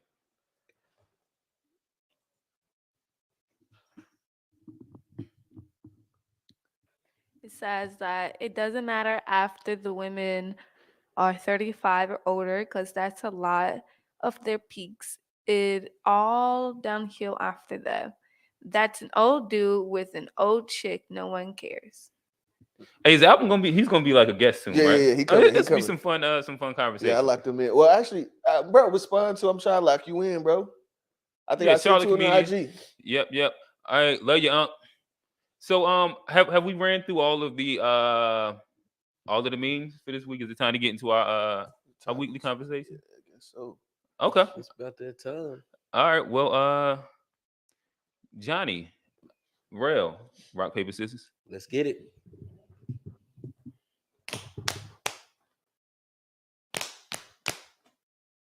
Yeah.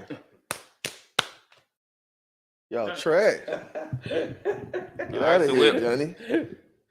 What's the order? Let me see. What we gonna do? I'm gonna go last this time, so I'm gonna do Q, Johnny, and then me. All right, let me think through what my topic was going to be today. I don't know. I guess I'll keep it simple. I think that this might be a quick one, but this was one that was given to me, and I love to get into this conversation. We tend to talk about cancel culture often, cancel culture, and we tend to make statements as though, or not as though, but of we are against cancel culture. And I think that I generally do ascribe to the idea that I'm probably not pro cancel culture, and it's like in the way that it is levied as a weapon 9 times out of 10, right? But even for me, I know that this was a journey of me even getting to that stance. I can remember there was a time where Kanye would jump off the ledge and say something. I'd be like, nah, I got to get him up out of there. I ain't about to listen to Ye for a little bit. There was times that I don't know, like Lil Wayne would be like, Black lives matter, white lives matter, all lives matter, because my bitches matter. And I'm like, damn, you sound like a coon up there. I'm gonna go ahead and tap out of you right now. I'm gonna kind of like exit left. And this being like during the height of the political movement that was like the police killings, XYZ. I'm like, I don't know if that's like the thing that we need right now. Just like getting up on stage and cooning. And where I know that I have in the past exercised a bit of what one might say like stepping away or quote unquote canceling.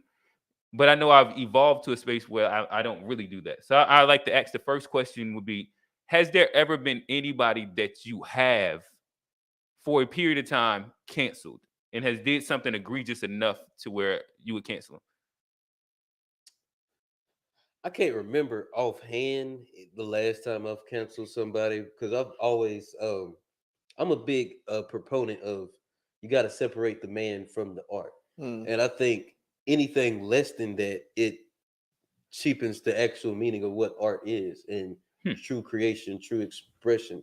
Because your art that's your creation. It's not who you are. It's not what you've done. It's not anything. So I cannot like what somebody said, but if you got a fire movie or a fire song or a fire thing, I can still think it's fire and not like what you have done as a person. And I don't understand why more people aren't like that. I don't understand why, like, if somebody does something wrong, we don't have to agree with what he does. I don't think listening to the music says I'm co-signing his actions, but the music is still the music. You can't act like this thing that he created isn't that thing just because you all of a sudden now don't like what he's did. Kanye West could say whatever.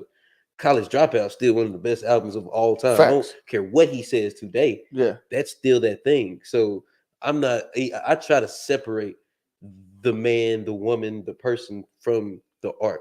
And I think that's as a a true consumer and fan of.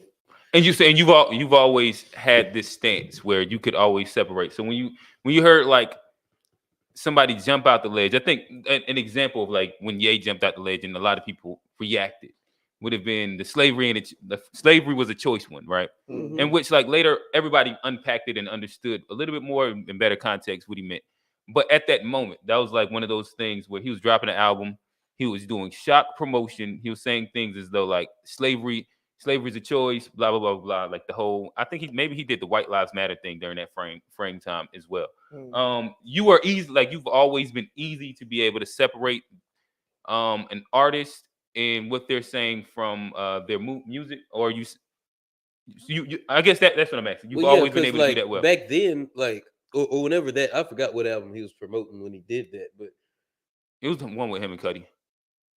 It wasn't my favorite Kanye album. So I mean, like, I'm not gonna listen to your album just because you do a publicity stunt like that. I don't think that's cancel culture. But if I see that, to me, I'm like, oh, there's obviously not a lot of merit to the music if you got to go and do this. So I wouldn't say I canceled him, but also didn't go back and I didn't stop listening to College Dropout or Late Registration just because he did something stupid. It didn't make me like them any less. It's just I don't agree with what you're saying now. I think that's dumb as fuck.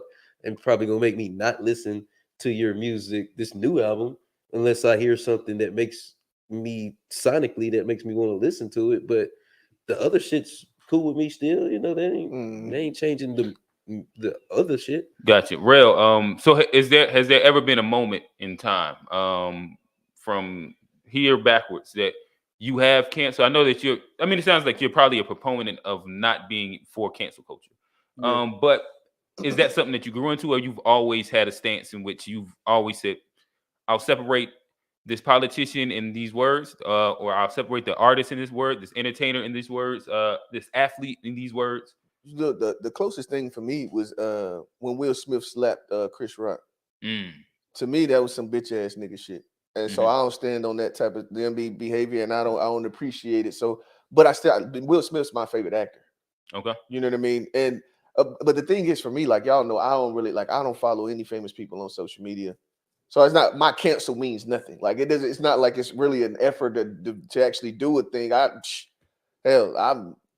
You was already canceled. Yeah, I don't care much for like famous people to begin with. So like I don't care what you think about.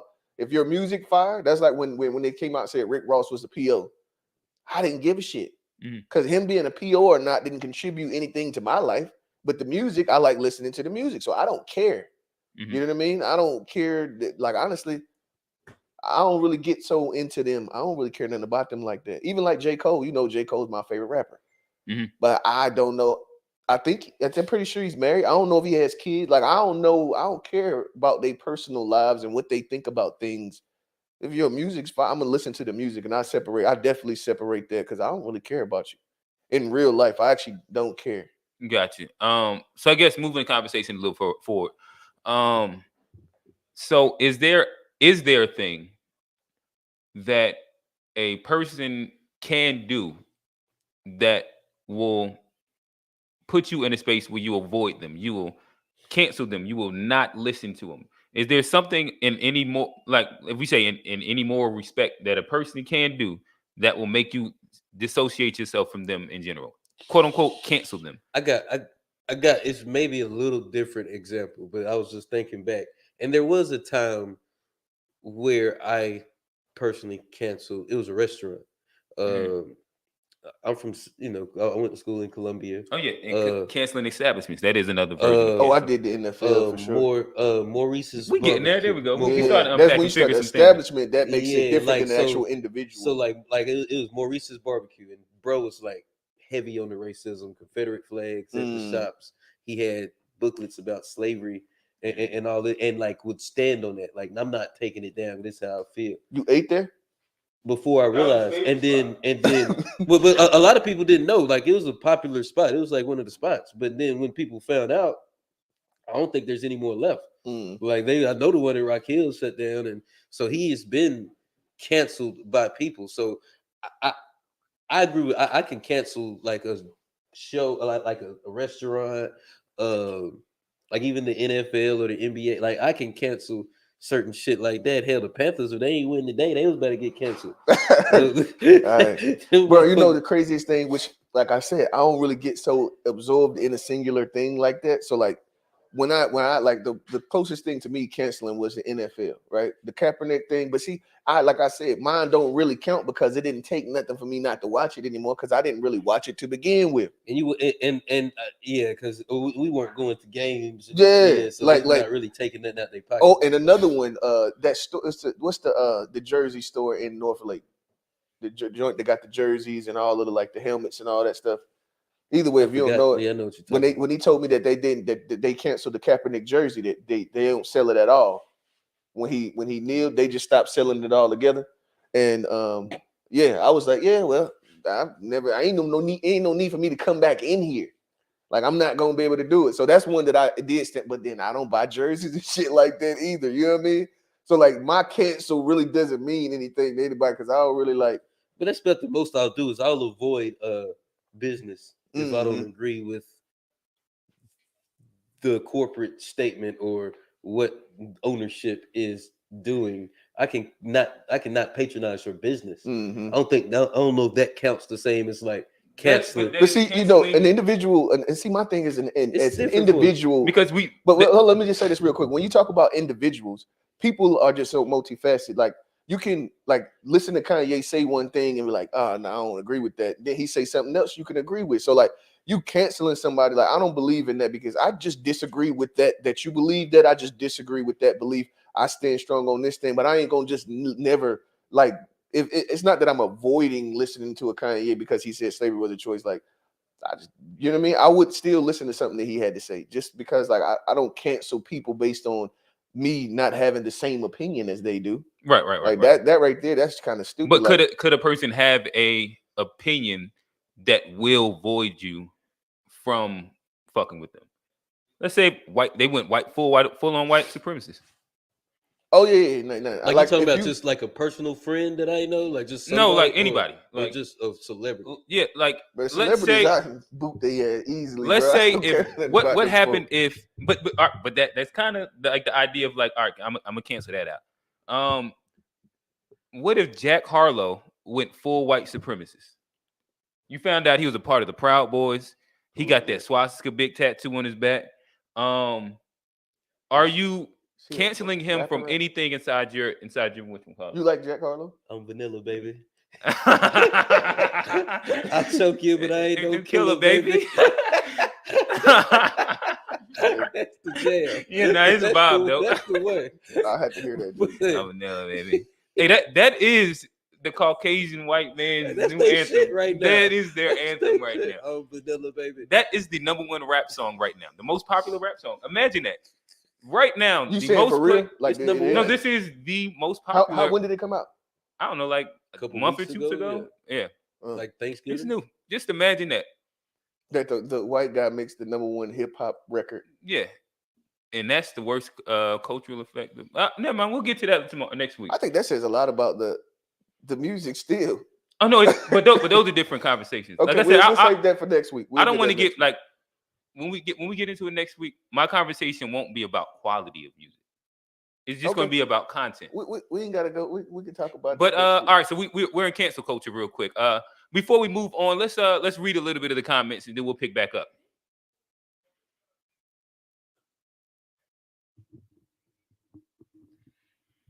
Alvin said, I just wanted to know if y'all thought it was possible to change the narrative or is it too late? Oh, you talking about OnlyFans? Oh, probably too late. It's too late. If you want the OnlyFans, we probably think it's smut. It's smut work on there probably behind the paywall, and then it just is what it is. I don't know unless y'all feel different. I think it ain't nobody. Because they got too many other different, you know what I mean, different services. If Other you try to do platforms, something else, they have too many other platforms to do. Oh, actually, I think this is a good question. So we do have we have a guest engineer, and you are inside a different age bracket than us. Is there like a quote unquote stain on the do you think that there is a possible narrative change that could happen with OnlyFans? Like you're out of our age group. Like we're naturally gonna be more conservative than you. So I'd love to hear from like a freshly out of college, more, open-minded opinion. What's up? Yeah, I think that it can be a different narrative approach depending on how they go about it and the marketing of it. So everything is marketable nowadays. So if you can change the marketing value of how you produce yourself or how you go about it. But do you think that most people, like if you say I have an OnlyFans, no matter what's on it, do you think that people will still think that you're doing sex work on there? Of course, they'll think that. But you think that like you can make it like upscale sex work? Like it just depends on how you branch out, or like it depends on the niche group of people that would take over and change it, because it all depends on how people go in and go about changing the system of it. Could you give me? Okay, I'm about to say, give me an example. Let's say people use it like how you do Twitch streams, or like you use how you're doing like your podcast right now. And you're just taking your OnlyFans, but you're giving exclusive content. Like you're using it for what it was supposed to be used for. Yes. Okay. So if you just take that content and use it like that, then yes, I feel like you can change it. It just depends on how you go about it, but it'll be very hard because the whole process of OnlyFans is now just sex work, basically. Mm-hmm. So it's just the whole taking it down and just building it back up to make it more. Yeah, I think it's gonna be too hard. I think you might as well go ahead and go to Fansly or one of them other things. Yeah, I was just about to say the same thing. Like, and then it's too lucrative for them Patreon. to ever. Why would they? They're not going to switch it. You know what I mean? They in the money game. Twitch. Damn, this is actually breaking news. Twitch is allowing nudity on their platform. And Twitch is the thing for games, right? Yeah, well, it's games, but it's just a really big. They said platform. something about artful expression. They didn't say like you can't be up there. Hey, he said like, hey, you remember the? Well, no, that's what it has to be classy. I read it. It has to. You can't be up there. What does that mean, Johnny? So it's the same thing. It's the same thing that woke. You remember woke started to get your titties out. Yeah, free the nip. Free the nip. You know how many times I went to like an event and it was just naked women walking around, but it was alright because they had body paint on. Yeah, that was like a beautiful time to be alive, bro. Man, that was super. But it's funny how woke has like since we. Yeah, that's why I always refer to the time. You got to put time on. And then now it's like crazy what they've done to it. Mm-hmm. It started out like real. Oh yeah, we was liberating. About that Now it's just like so trash now. It used to be conservative, like it was right wing conservative. I wouldn't say it was right. I just agreed when you said it last night too. My bad. I ain't gonna step on you. Go ahead. Oh no, I mean, fuck it. I'll say it again. He said step on you too. You can't let a nigga talk like he got damn. But I didn't want to step on his point. He was about to make a point. So I wanted to make I think from like who was the first people like Tariq Nasheed and like some of those first people that really got us into like the woke culture. Those are people maybe not right wing. Those weren't like specifically the people. Like Hidden Colors was a good like that was one of the point, starts but of your I think wokeness. that a lot of it to me was like whether you went like ancestry, when you got into the pyramids, you got into like the idea of like the antithesis of religion, where it came from. Open up your minds to like the different conspiracies or perspectives that came with that. You got into like understanding Black people in this the full frame of institutional racism, XYZ. You get into like just real history of Black people in the diaspora over the past, I don't know, like 2,000 years, and what that really looked like. It wasn't specifically like a person. Like it was, I never thought it was like a leader of the woke community. Oh, no, it wasn't a leader, but it was. I think that like what he's saying is like Tariq Nasheed and Hidden Colors was almost like it was like almost what you would call it. It was like one of the things that helped your push initiation. Like when you got like a lot. Like for me, that was my initiation. I mean, into like the ideas, and that's what started to make me branch my ideas. It started there though. But that to me, that was more of a combination. It's like I've been thinking these things. He was the first person that kind of spelled what it felt like to me. Spelled it all out. But what I guess I was around all those all the Noda woke niggas. So like it was like it was just like it was such a different little space where a lot of that ends up going into like chakra world. It goes into like true. Like the chakra world was definitely one of those initial woke things. Yeah. That was part of the like it's a lot of those little spaces. Just the cultural diversity that pushed away from like a lot of like the mainstream ways of looking at it and listening to, I guess, like what you would call like a purely white narrative of history and our place inside the socioeconomic and societal places. Black people. Of how it got, and then we're gonna continue where we were, but it's crazy to think of where we were with it and how it got to here where it is. Yeah, well, it became extremely inclusive. But I guess what we said.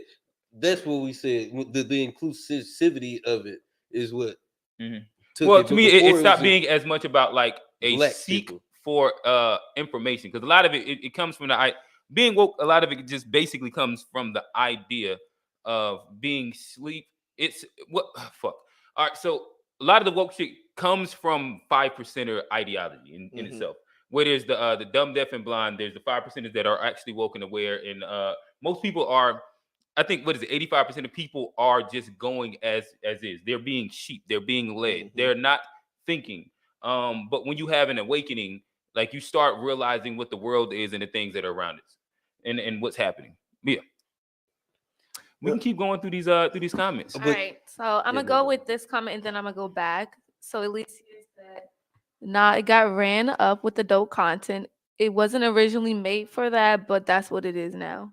I didn't know that it wasn't made for that. No, it wasn't actually a reason. Oh no, it was like so that famous people can interact with their fans, wasn't it? Yeah. Oh, okay. Then it went crazy. I wonder who like came up with I that. wonder I who would just popped the start first. showing ass. I wonder who was the first person to do that. Yeah, that's what I'm saying. This bro was innovative to the sun, bitch. Bad Bobby. That's who did it first. Nah, I'm joking. And it says, yes, I cancel nobody because if we didn't cancel Elvis, we can't cancel anyone because Elvis didn't get canceled and he bought and brought his wife from another continent, I guess. I don't listen to Elvis. I think I have effectively canceled Elvis, to be honest. Yeah, Elvis' wife was 13, 15 years old. He brought her over to the States. Nasty work. And she lived a couple houses down from him. It's another one of them little famous guys that my bad, go ahead. You go ahead. Okay. Another one of those famous that I think he ended up marrying his step. He says it. Yeah, they canceled Jerry Lee Lewis because he married his 13-year-old cousin. Oh yeah. And Jerry Lee Lewis did one step. Oh no, it was a different one than that one. There's a guy. He's still a guy inside Hollywood right now, but he had an adopted kid that he raised. Yes. And then he ended up marrying that person. That's nasty work too. It's a lot of nasty work that be out but here. that's what he's an actor. The Yeah, dude you talking about, he's an actual like he's a good big actor. And he literally raised, and she was from another country. Yep. He adopted her, brought her over from another country, raised her, and then married her. Nasty work. Bro need to go to jail. Yeah, because like, what was you doing the whole time while she was? You know what I mean? Woody Allen. There we go. That's who it was. So I guess like if we dive back into it really quickly, maybe to put a bow. So what I did get from y'all is that so for y'all, it is like y'all are willing to cancel institutions a lot more than institutions and organizations a lot more than individuals. For me personally. For me too, personally, yeah. Okay. And individually, there's really not a thing that a person can do. Is it like an action that a person can do that will cancel their music, their movies, their entertainment? If I was to throw out on a ledge, what if bad music? You ain't gonna listen to. What about if they have? What if they are like? Let's go with that. So, see, the thing is for me is that like, and that's when you initially asked the question, that's the first thing that popped in my head. What if they went and we're going out? We're on the ledge right now. This is like I forget the name of that movie, Juice. We on the ledge, right? Hank and Tupac. No, y'all know the reference. But there's a famous artist. I'm not even gonna give a name, because famous artist, and he is now caught on tape molesting a young boy. And he did like it then comes out that he has like a ring of young boys that he is trafficking. Is this somebody that you would still be able to listen to their music? I mean, the thing is first off, it would be easy for me to say no. Right? First off, it would be easy for me to say no. But also with the if he's and I'm making it extreme, and then we can walk it back the other way. Because the thing is, this is why I have to be. I'm actually being honest with. I'm like being as honest as I can because R. Kelly is still to me the greatest R&B artist ever.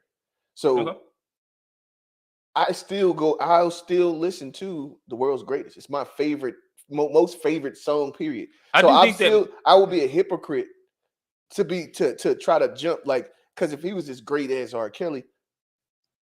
I don't know. I can't really sit here and be, you know what I mean? Because like I said, and so this tends to be a way that people compartmentalize R. Kelly. So I ask you if you compartmentalize as well, or if you just believe everything that he was accused of that he did.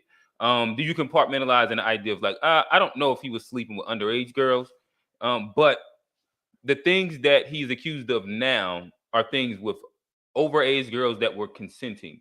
And it's more about control. If I can be completely honest, I didn't follow enough of the thing. I only ain't dig into figure out whether. Okay, so like, so for you, it's better to be a little more ignorant of the facts because it might make you feel away. Because that's his personal. I like his music. I completely take. You know what I mean? I don't care about him as an individual. I like his music. So like, that's something completely separate. But so if I was to say again, this is going extreme, and then we can walk it back the other way. This is intentionally extreme. just to see boundaries. Yeah. And if there are boundaries or not boundaries, say if it did come out full documentation that R. Kelly had a ring of middle school girls that he was trafficking, and he has videotapes of molestation. Yeah, nah, would you still be able to? Nah, I mean, like if at it the was end of the actually day- verified, but if it's vague and it's just an accusation, there's wiggle room to be able to. So if it was something that I actually looked into and researched, and I sat there and be like, I am confident that this man is a monster. Yeah. I couldn't affiliate. You know what I mean? I would pretty much But let it's, it but go. if so, in more or less, it's like unproven and accusatory like accusations. If there's a vagueness to it, there's a wiggle room to where I can compartmentalize it and still. I don't know, bro. World's Greatest. But I mean, a lot of people like it's song, bro. I think we all do it. Know.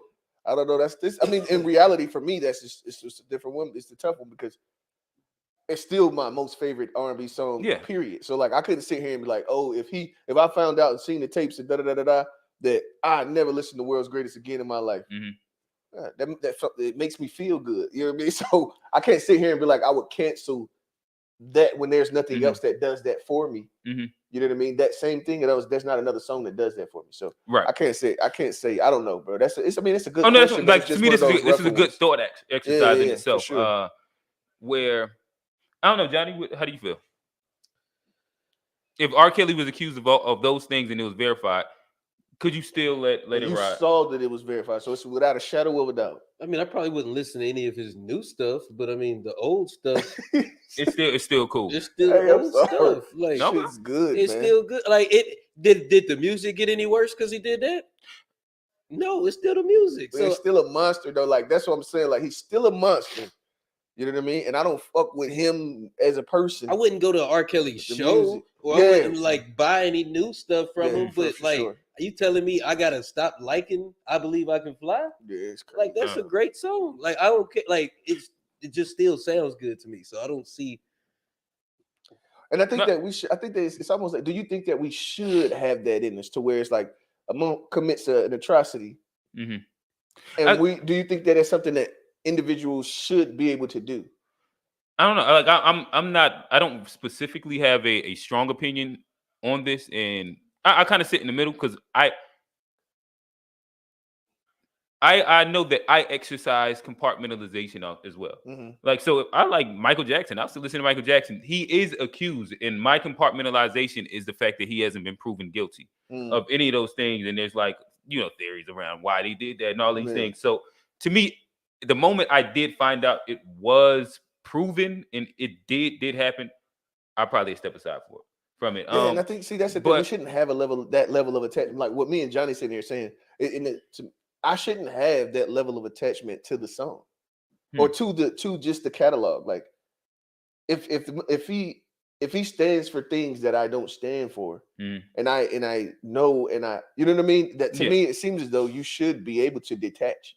Right, and that's a bit of where I'm at. Where, like I said, I know at first I was like I said, I was on the quick little cancel train. Then I realized I don't really stand for that, and so I went all the way to the other side where I was like, F cancel culture XYZ. But I know that I probably sit a little bit closer somewhere in the middle, where most things I want to hear everything out in full, but there are some things that if I was being real and honest, morally, I probably will it will put me I can't digest it if it comes from somebody that I really don't agree with, like things that they have done.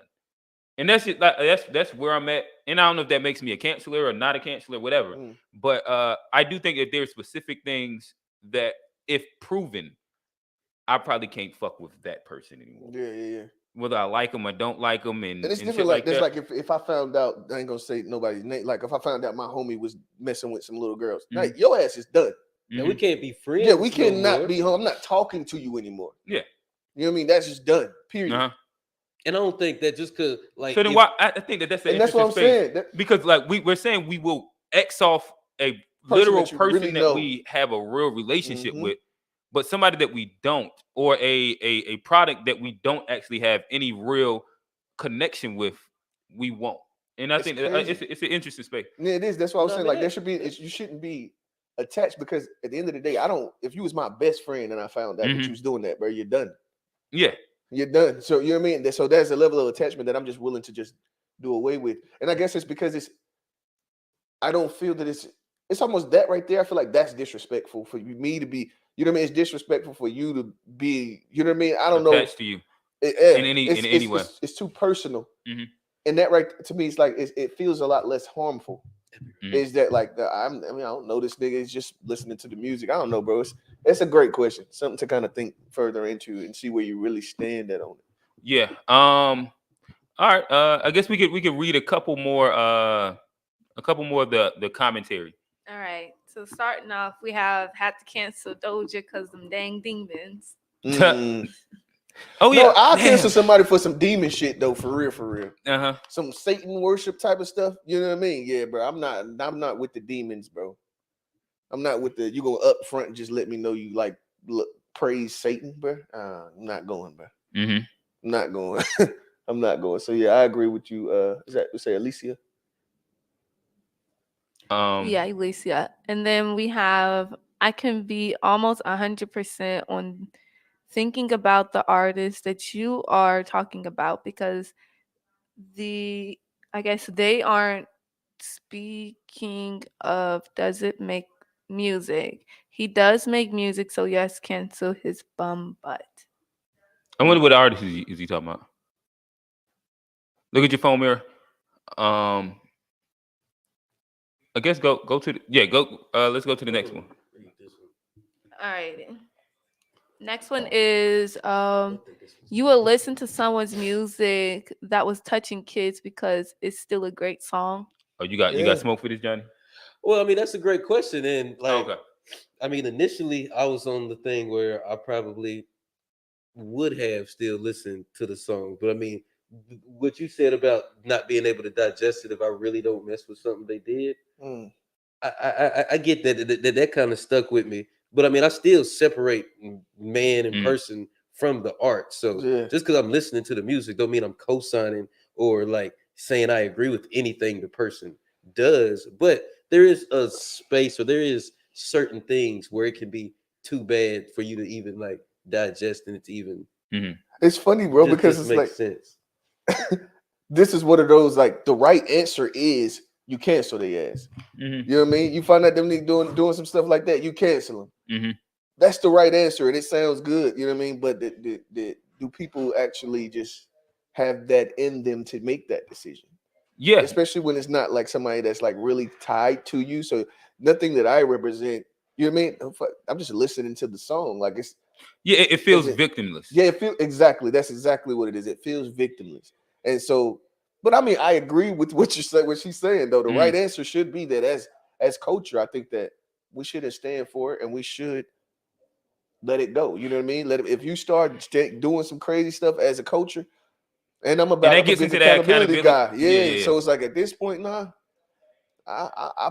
I'm probably gonna have to move a little different on it. You know what I mean? Because I definitely believe that accountability is what our culture needs to be pushed forward. So if I'm not, and I'm a big accountability person, so if I'm not actually implementing that in my personal, then how can I expect for us to do it as a people? Yeah. No, that was a great question, bro. I appreciate. I think we got another comment, and then I'll try and wrap it up. Alrighty. It says, for years I thought that MJ was wrong until I found out that the industry blackballed him because he owned the Beatles catalog and Sony Records. Right, and that's why I said like it's so much compartmentalizing. Like when things are vague enough, to me it makes it so much easier to compartmentalize and be like, maybe. As long as there's a maybe in there, it's a thing that you can you know like you can compartmentalize. But if I was to go and speak more directly to it, again, I didn't come into this conversation specifically with my mind made up. Shout out to my pops. My pops is actually the one that gave me the question. And shout out, Mr. Mike. And yeah, because he posed it as the question that stated more or less has like I like to hear, have you ever actually found yourself canceling somebody? And not necessarily like the easy thing is like, what are your thoughts on cancel culture? And everybody's gonna regurgitate the same thing that right. Right answer. Yeah. F cancel culture. You know what I mean? But when you think about have you did that before? because then you have to humanize the opinion, and it's not like what do I dogmatically stand for right now. It's more so have I, and then when you sit and you go through the line, like I said, I had to sit and think. Do I really stand for not canceling somebody, or am I getting caught up inside like something that I've heard enough and sounds cool enough for me to say? And like I said, I ended up moving more towards the middle, where like I will not cancel Candace Owens. I think that as egregious as some of the things might sound, you listen to her in full format. Yeah, absolutely. Yeah, and most people that you hear, they especially if it triggers you.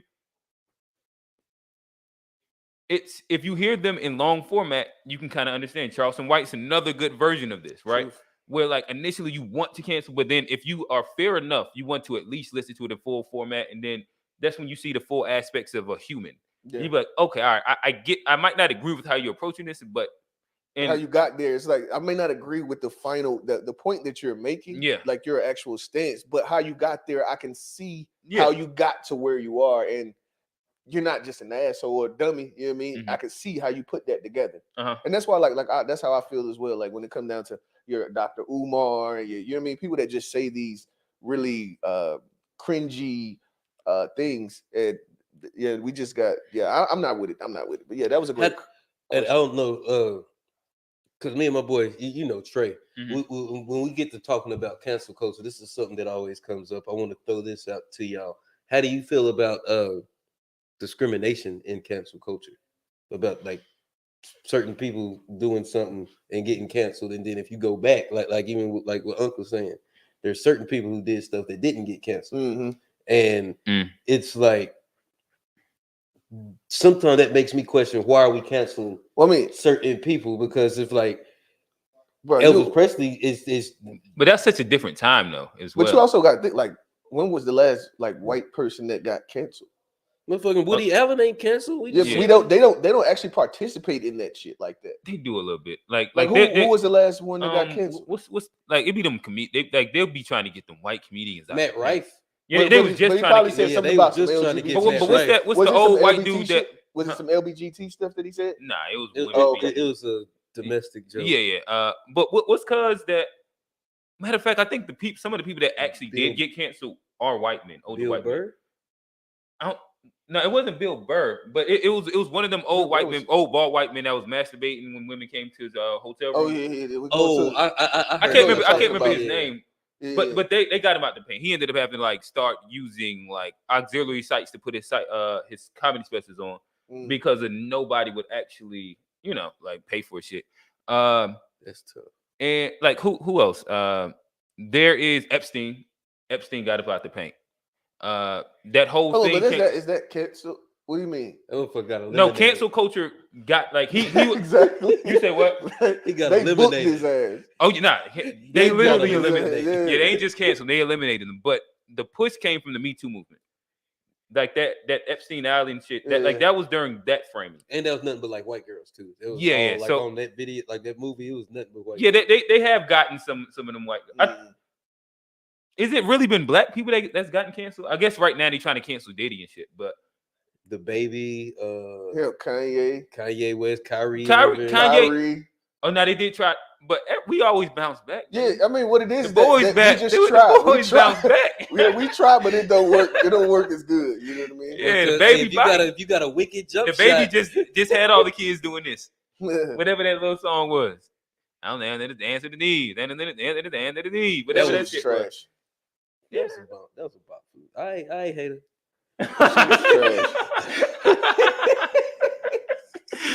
All right. I guess it's a good place to wrap this one up. Royal, who's next? I got Johnny Good. For my topic, I think I'm gonna go with. Ooh, I forgot about Pee Wee Herman. And got him. He was another wild bull in the back of the movie theater. Nasty work. Booked him too. Yeah, that's crazy because I never knew that Pee Wee Herman was a real person. I thought that was always like you ain't talking about till today, right? No, I know he's not real. I'm talking about growing up. I thought he was just a character. I didn't know he was the actual like he was a drawing. Like he was actually just like I didn't know that was his real name. I thought that was just the character they played. Oh, I don't know what you're talking about right now. Huh? His name is really Pee Wee Herman. I don't know what Johnny's talking about. All right, just move on, Johnny. Let's move on to your next question, Johnny. Well, I was trying to, and then the comment came up here. It got me all out of order. The comment came up. But my topic for this week, and it's strictly based in the context of America and the country that we grew up in. But can Black people in America be racist? America being a country founded on white supremacy. And just to be sure, when you say racist, you're not meaning prejudice. No, I'm talking about racism. I'm talking about racist. Racist. Yeah, I got the definition right here. Yeah, that'd be. I got the definition. Oh shit! Let me pull it back up.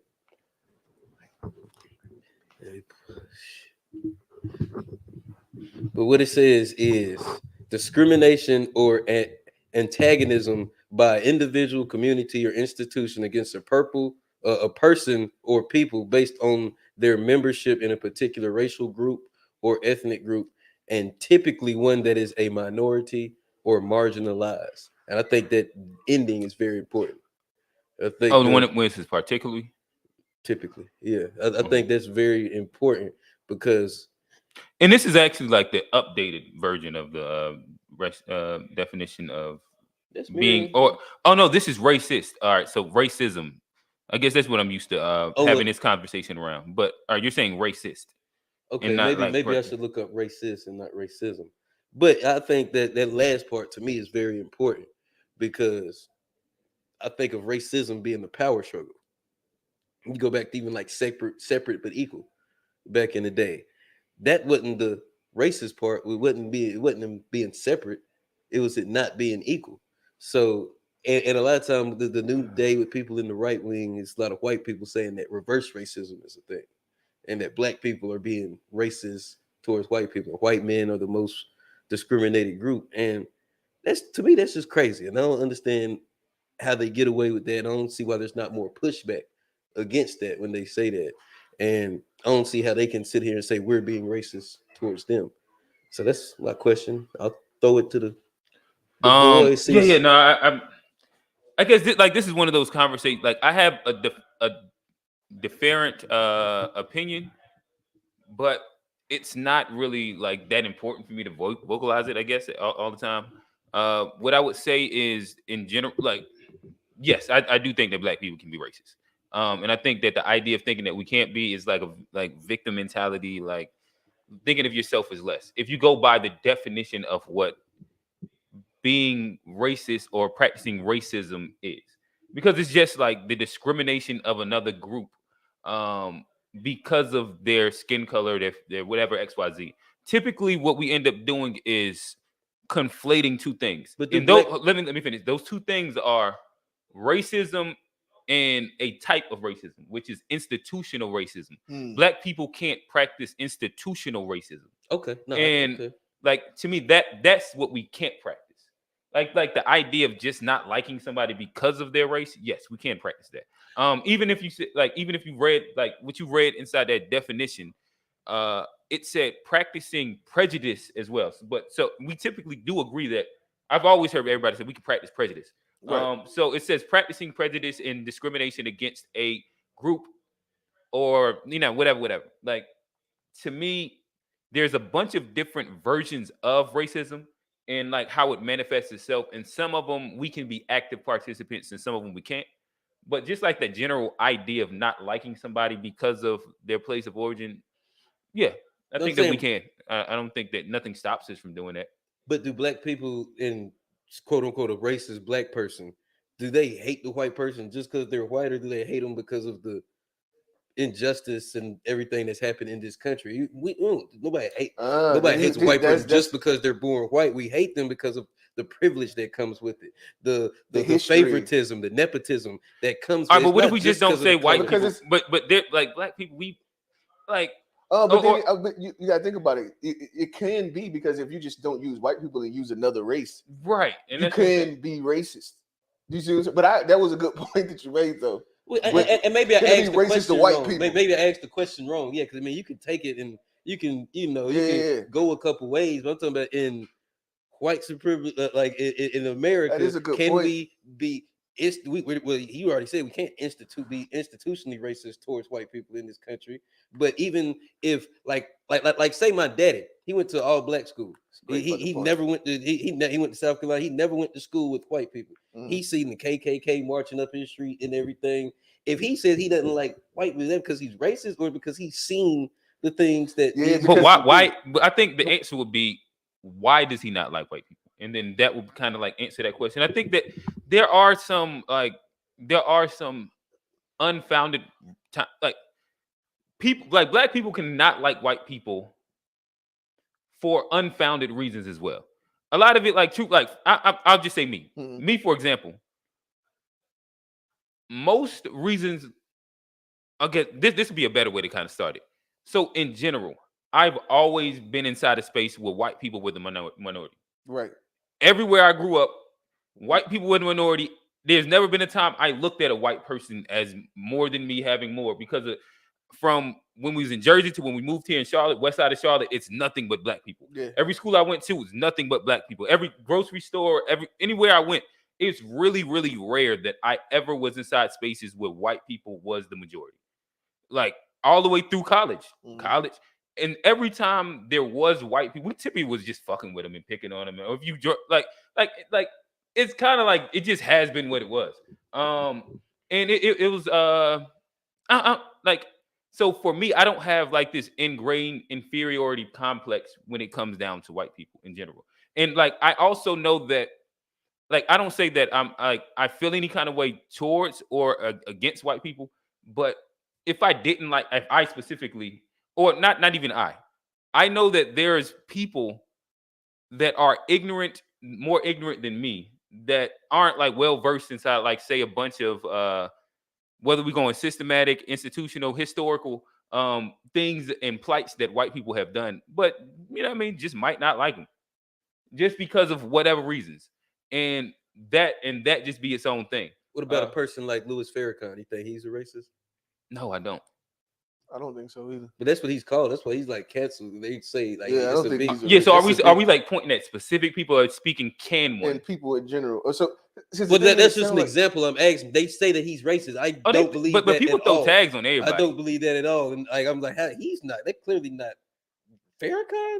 Yeah. And so, but that's something you hear and you see. Like he's not on any major network. He's been totally canceled because he's a racist. But he be throwing the hard ones out there. He'll call them the white-eyed blue devils. He'll throw that one. But yeah, no, he definitely throw that one. But I still don't think but I fuck with him. I fuck with him. But Johnny, you made it. To me, that was a great point to make. Is that like the difference is like the racism that black people were shown from white people in the country. It was purely just based on the fact that you're black. Mm-hmm. Versus the response to that is that I'm gonna say a black person that doesn't like white people is not. It's a response to the thing happening. You see what I'm saying? But I don't think that's most times like I'll put it like this: most white kids that were inside black spaces trying to assimilate, they weren't being picked on because of what their grandparents and shit did. It was like, look at his like it was a bunch of just just stupid shit as kids that we was. It wasn't specifically because of like what their great grandparents did. No. But I'm talking about a person that we would sit and say that whether or not we think that this person that doesn't like white people is actually racist or not. I'm not talking about just a general. You know what I mean? I understand what you're saying, but I'm talking about like a guy like that's probably why you name like Farrakhan, right? Like if you name a person that they would deem as racist, or like the black person that speaks the worst about white people, or like, you know what I mean, the black person that is like, you know, the extreme of extremes. Do you think that person, if there is a person that can be black, that is black, that can be racist, I'm even to the extreme of the thing. So are you more or less asking or making a statement that black people, if and when exercising racism, it's rooted in a actual a real historical place of like, you know what I mean, like having disdain it has from a cause versus like having disdain from like the privilege of a white person, or like right. the injustices of a white person. I don't disagree with that. So I'm saying, do you think that he's racist? Do you think that he can be racist? That person, whoever that person is, that is the extreme. Well, because it's coming from it's a reaction to an action. It's the reaction to racism. Right. It's a reaction to racism. Can you be racist because you don't like? Well, I mean, I think if you are doing the things that qualify the thing, right? So if you are generalizing somebody that had like, so let's just say this is person. I don't. What's a Timothy? Like Timothy. I don't want to use Timothy because I got an uncle Timmy. What's a real good white name? James. All right, James. That ain't no good white name. Tyler. All right, Tyler. Okay, all right, there we go. Tyler. Shout out to Tyler. The names, I do that shit, man. We talk this shit all the time. but let's say Tyler, he's just like a regular, cool little white adult, right? Mm-hmm. And say whoever it is, like this person, you start stereotyping and not liking him, discounting him from whatever, like whatever you however you want to see racism manifest itself. Like you're doing that towards him, though he's literally never did anything to you. I think that would be exercising it. Could you say that it has been done justly, or it comes from a root cause? Yes, but I think the action would still be. Would that be prejudice? I think that'd be more prejudice than there's no. So again, read the definition. Even in the definition of racism, they use prejudice as the action word. Right, and that's what I'm saying. Like in general, it's just not liking. Typically against minor and marginalized groups. Yeah, that still says typically, which means that it can be outside of that said thing as well. So I did that. I mean, you know what I mean? We just talking the thing through. You know what I mean? I think that's another good one if you go discrimination and or prejudice against people based on their race or ethnicity. In which, like, in essence, you're stereotyping people inside, like, with some disdain based on their race and their ethnicity, not specifically if they deserve it or don't deserve it, or if there's a root cause. It's just the action of doing it. And I think that maybe that there's makes some the value. word a lot less strong. It takes a lot. It takes a lot from the word. From what I was talking about. Yeah. I mean, And that's what, to me, like when you add like prefixes to it, it helps like describe what version of it I think that that definition is literally the definition, because that seems like the way that they, you know what I mean? Like the way like they were writing the books and all of this shit. That seems like the. Well, this is the definition that has existed since I've always had. Like I probably had this conversation like 2012. No, I understand. But that was like the exact same definition that existed. So because people would always go into the institutional racism instead of like racism. No, I get what you're saying on that too. But it is a little bit more difficult.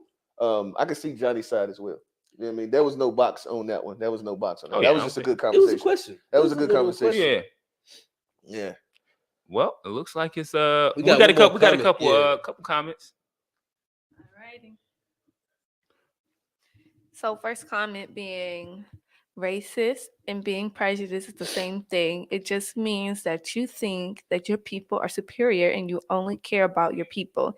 Anyone says anything else is an idiot. LOL. Oh, idiot. Come on. The turned up on us.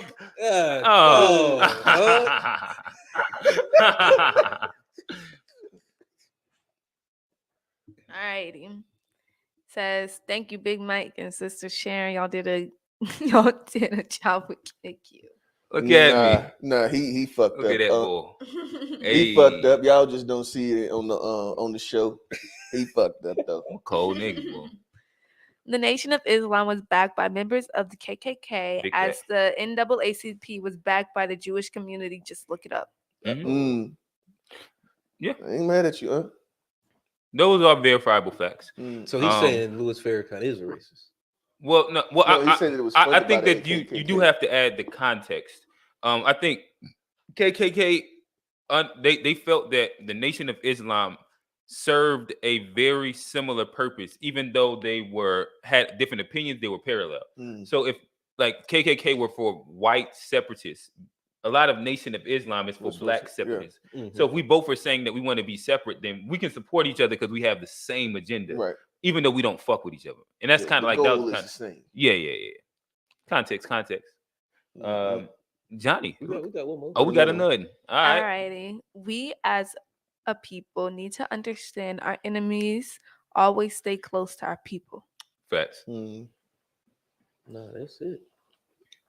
Yeah, I guess it's on me, huh? Yeah, I was gonna say, yeah. What you got for us, man? You closing us out? Yeah. So my and I think that this is I'm a kind of finagle it a little bit. So what do you all think? And this is going to be on the parenting question. What do y'all think is efficient and a decent relationship? What does that look like? A decent, healthy co-parenting relationship. And the thing is that, you know, I kind of thought about this previously where I was like, okay, damn, would you want to date a woman who has a 2-year-old that has a healthy relationship with her baby daddy, that they talk and they have free flowing conversation, you know what I mean? And he's taking care of his baby, yeah, come and picks him up all the time, and he's doing a really good job, and you know what I mean? When Was you say actually free flowing conversation, are you saying like conversation mean like they speak without boundaries? I mean, I'm saying that they just can speak. They just speak. It ain't like you ain't gonna just look at all of the chat. You know what I mean? I'm just saying like they talk. You know what I mean? And they have they have conversation. Like they converse. So it's not a, you know, a lot of times it's a conversation that's not about I'm not telling the you what the conversation is or what it ain't. I'm just saying they have the relationship to where they are on speaking terms is what I mean.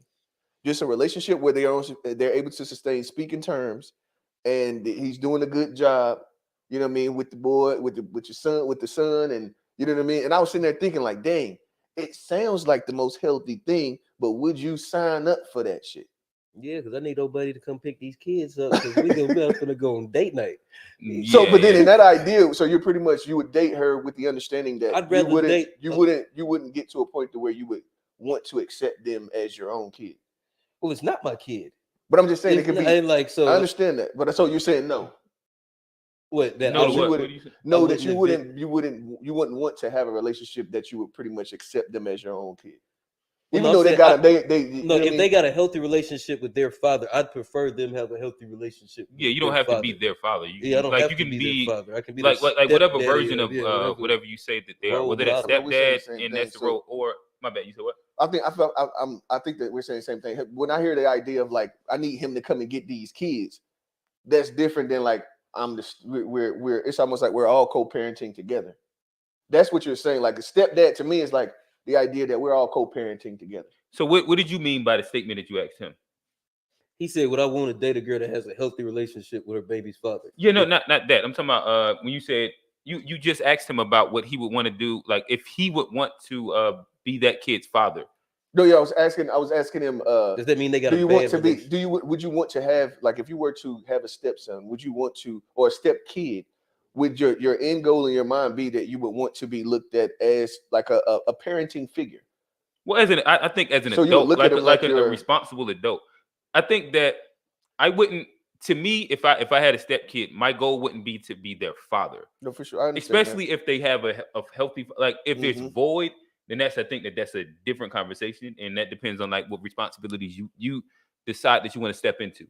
If they do have a father, though, I don't think that's like the void that you should be trying to fill as much as being like a responsible adult in that kid's life. And that's where I would sit. Yeah, do you understand like the idea of like the way that we wish it was for all? Because of course we would rather, theoretically, you would rather your old lady, or you rather the adults be able to speak to each other, because there should be a level of communication that makes it easier for the child to be able to have a healthy relationship with both of them, and having a healthy understanding of what's going on and what the dynamic really looks like or what it is. But in theory, that sounds good, but to live that thing is actually a little bit different. A lot easier moving forward. Yeah, I guess to me, I don't think it's like a sound good thing though. Because like that would be the exact kind of like scenario, and that's why I wanted you to find out, like when you say conversations and different things like that.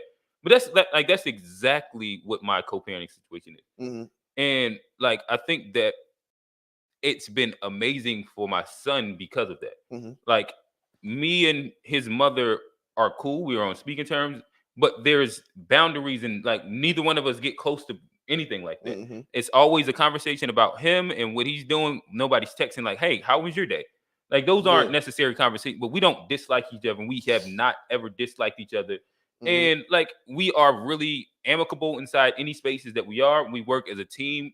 We communicate daily about whatever is going on with like him, or pick up, drop off. Can you do this? Can you do X, Y, Z?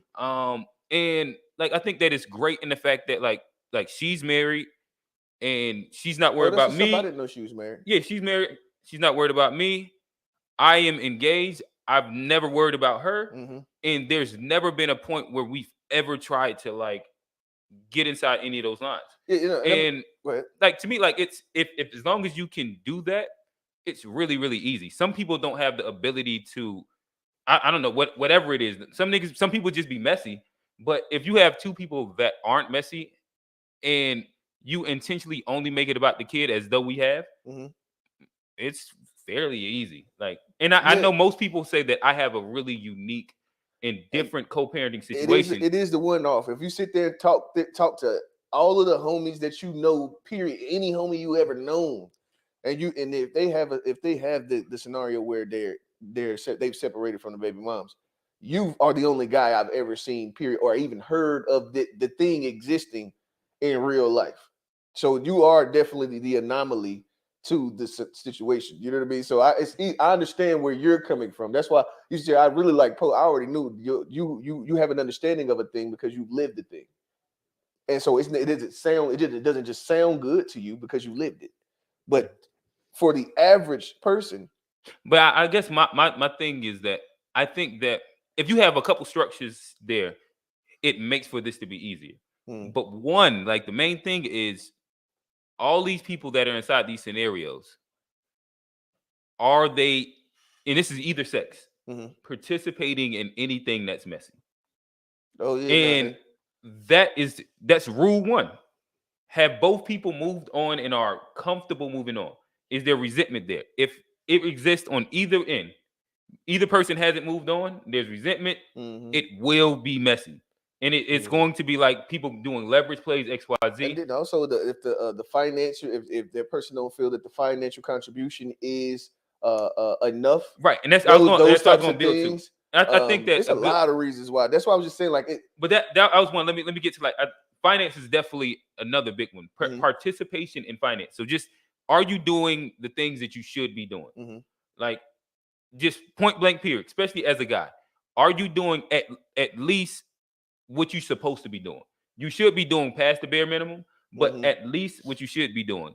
And I think that having good parents, grandparents, in which they can communicate, because if there ends up being any kind of like whatchamacallit, and as long as like the grandparents can also communicate well, I think that they will offer a buffer. And so like as long as you have like two levels of strong foundation and everybody's doing what they're supposed to be doing, I think that is most people can't get all 3 or 4 of those though. Right. And they get stuck at that messy part first. Yeah, and then they trip on finances. Yeah. I mean, it's really like that baby daddy, baby mama stuff is like really, really tough. It's really rare that I've seen like a scenario. It's like, oh no, this looks like it could be healthy. You know what I mean? The child doesn't seem, their scenario doesn't seem that it would be you know what I mean, to the detriment of the child at all. Most of the time, you can see that this shit's to a detriment of the child, and it's people actually acting selfishly about how they feel about whatever. But at the end of the day, like how you feel about what that has nothing to do with the youngin. You know what I mean? It's just really a selfish scenario. But anyway, it was almost like a funny thing. Like I was saying, it's like it sounds good. Like I wouldn't want to. I'm not the baby daddy kind of guy, so I do everything to keep this shit together. So it's not this. Theoretically, I wouldn't want to be accepting. I wouldn't want to be with a woman that has a baby daddy like you. Yeah, but why? Because I would. Why? Well, first, but because of the fact that a lot of times, well, for what I've seen, a lot of times is that like baby daddy kind of always got a space. You think so? Yeah, he always got. I mean, he got a space. You've created his you've created his child, and there's like a lot of times that I've seen where like baby daddy can still get some. You know what I mean? As long as bro ain't like some shit, bro still can get some. So you think the better a baby daddy is, the higher chance? What I'm saying is that he could drop it's something fucked off. up. Is that what you say? What I'm saying, the better of a baby daddy. Yeah, because the thing is, bro, I'm telling you, that's what I'm kind of quality man over there. Like, look at this motherfucker being all stand up. Exactly. Look at him taking care of his damn game kids and Look shit. at this good nigga. That's why I thought it was funny. Like, nobody want to deal with his good ass motherfucking church going ass nigga, bro. That nigga challenging me. Yeah. Challenging me to be a good man. Yeah, challenging me like, yeah, I'm sitting here comparing myself to him and shit, and he got a better job and shit than I do. This nigga go to Sunday school. Exactly. You know what I mean? That's Shit, why if I was high, I want to be with that nigga. Exactly. You know what I mean? I think that's funny. Like it sounds good. Like, no, I'm gonna do. Like, I'm honest. You know what I mean? But I really wouldn't want to have to deal with seeing this nigga and shit all the time. So you prefer her have an ain't shit baby daddy? Yeah, honestly, I would prefer for me to be able to step in and for her to allow me to step in and be a leader of the household. It's a little harder to be able to lead in the household. And bruh got his opinion. So then I want to try to build a relationship with bruh so me and him can get on the same page. It's just a lot of work.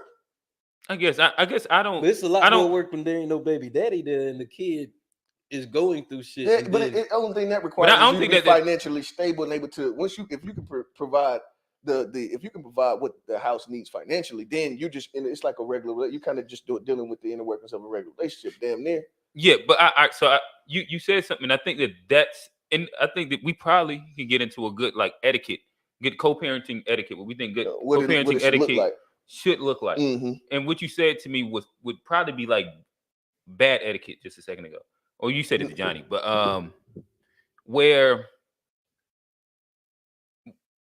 it should not be a space where that man, as long as there's like very specific boundaries set with what he's doing with the kid, like.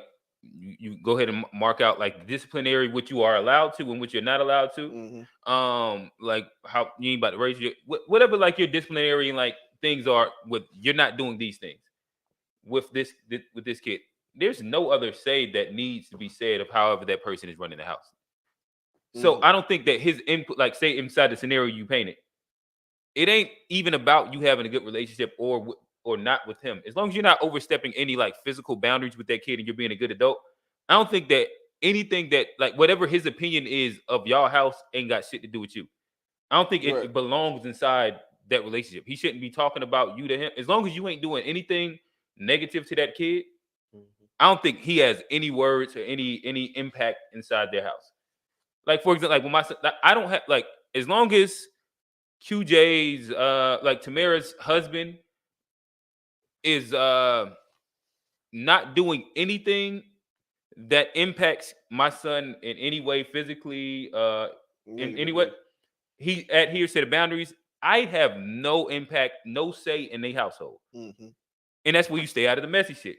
My opinion over there does not matter because then that's when I'm like you get into like this ego battle of like, why you listening to this guy? Why you like my opinion? Like she don't need to listen to nothing that I say that ain't got shit to do with QJ. And it should be like that. And it's the same way over here.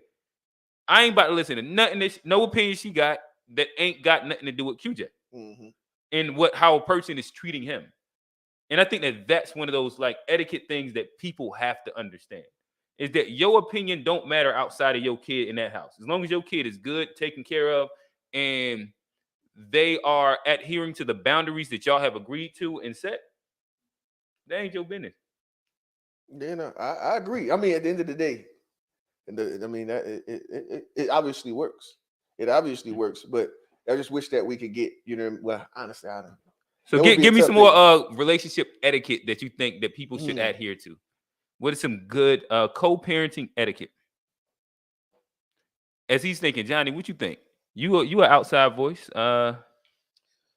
What I've seen, you're Keith in this scenario. If I go to a last night reference, what I would say is with that when it comes to custody and the turning over of the kids and stuff, I imagine there should be a very consistent way that is done. That way, there's no like confusion when it's time to do the thing. Mm-hmm. This is our meeting point. We can meet here every Saturday, Sunday, whatever day you go meet, it should be a consistent thing. It should always happen, and it should just be a routine. Because I think that's what y'all do. Y'all are very like process oriented. Like y'all do the thing. It and it just works. And I feel like that's something I've seen that I'm like, if I'm ever in a situation like that, it has to be something similar to that. I need that structure. And I think that also like a thing that kind of like builds a foundation for the healthy, for having this healthy relationship is the utilization or the reasoning and utilization of child support. So, because if we go to that place, you're pro child support. No. Okay, I'm pro child support if it is necessary. Oh, when it's if not he's necessary. not, and it ain't got nothing to do with, because the thing is that a lot of people be like, oh, I put him on child support because he don't see his kids. At the end of the day, you put him on child support does not change how much he sees his kids. Only thing that means is that he's paying more money. So if you go ahead, I guess I will to me, but there's a misstep in the etiquette right there. Is the issue, is the root issue. If you want to alleviate that, let's go see your kid more. No. And to me, like one of my etiquette pieces is don't do the minimum. If it's explicitly, if you are the guy, it's likely like, you know what I mean? You know how, like, if you want things to be inside, like as close to like not co-parenting, what is it? Like a 50-50 split, do more as a guy. Like, so if you're only doing the bare minimum, you barely seeing your kid, you're laying the groundwork for resentment and other shit to happen. For sure. Like, as the guy, go take them to practice, go pick them up, like do some of the natural grunt work. A lot of guys feel as though like, hey, men should do more anyway. This is a space, if you want to make your life a little bit easier, do a little bit more. Yeah. I would say, and another thing is as a man, unless she already has him on her insurance, I would say put him on your health insurance as well. That's a part of it. Couple more dollars. You know what I mean? And I mean that, like I was saying, that like because a lot of the time failed relationships, that people will use child support for failed relationships. It don't necessarily be that bro ain't trying to do. You know what I mean? And then a lot of the times niggas ain't worth a fuck too, bro. Ain't trying to do what he need to be doing. You know what I mean? And that's a very normal thing. That's why they have child support in the first place. Yeah, and it's, I think that like there is a place where it is necessary, but in places where it's not using it as like a power dynamic, because you can wield that as a weapon. That's another good to me. That's another good etiquette. Do not use child support and or government and the system as a weapon to get back as a person. I think that's or the threat, because a lot of times I know a lot of dudes that ain't on papers and they walking on eggshells because they scared to be put on papers.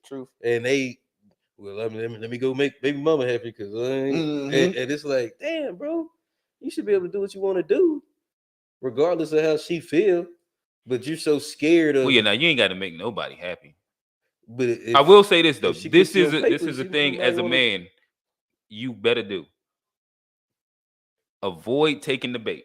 There will always be some little bait there that like if I engage in this can like go somewhere else. Don't take the bait.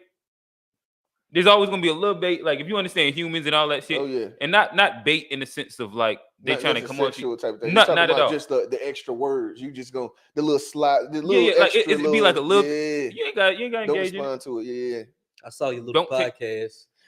You're like, hey, that'd be. Don't take the bait. Yeah. Take it. It's all right. And the thing is that a lot of times though, it could be a lose-lose. Like you could be attempting not to take the bait and just not responding to the little things, but then that makes shit worse when you don't respond sometimes.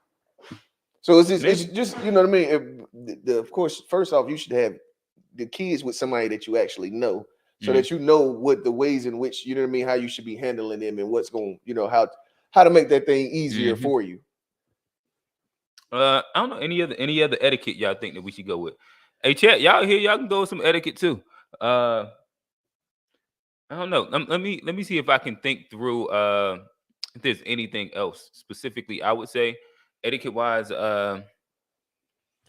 got some comments. Let's hit some comments. All right. One thing that a young man of the day don't understand is that you better understand who you are having a baby with. What I mean by that is that you might come upon a woman that family don't give no fucks. Yeah. I agree. That's true. Yeah. It's rough when she ain't, when either of you don't have the family as a helping with the back, you know what I mean? Yeah, with the or come backbone. from like a good family background. Yeah, in it general. get real fucked up when either of y'all don't have any kind of backing. You know what I mean? Mm-hmm. If you are a parent, 82, you are not together. At the stand, you are not together. And with you to not being together, the two of you have to understand that it's going to be differences. Yeah, and I imagine that's probably 82% of people aren't going to be together. Mm-hmm. Maybe that I haven't researched that, but maybe that's like the rate in which like families eventually split and divorce and blah blah blah blah blah. And people with kids. Dang, that's high as fuck. Yeah, we got one more. This is Terrell. We going to sit down and talk one day, and you're going to understand me! ! I love you, nephew. There you go. We got to have a that was the I love you to you. Yeah. Oh, you said we're gonna have to have a sit down.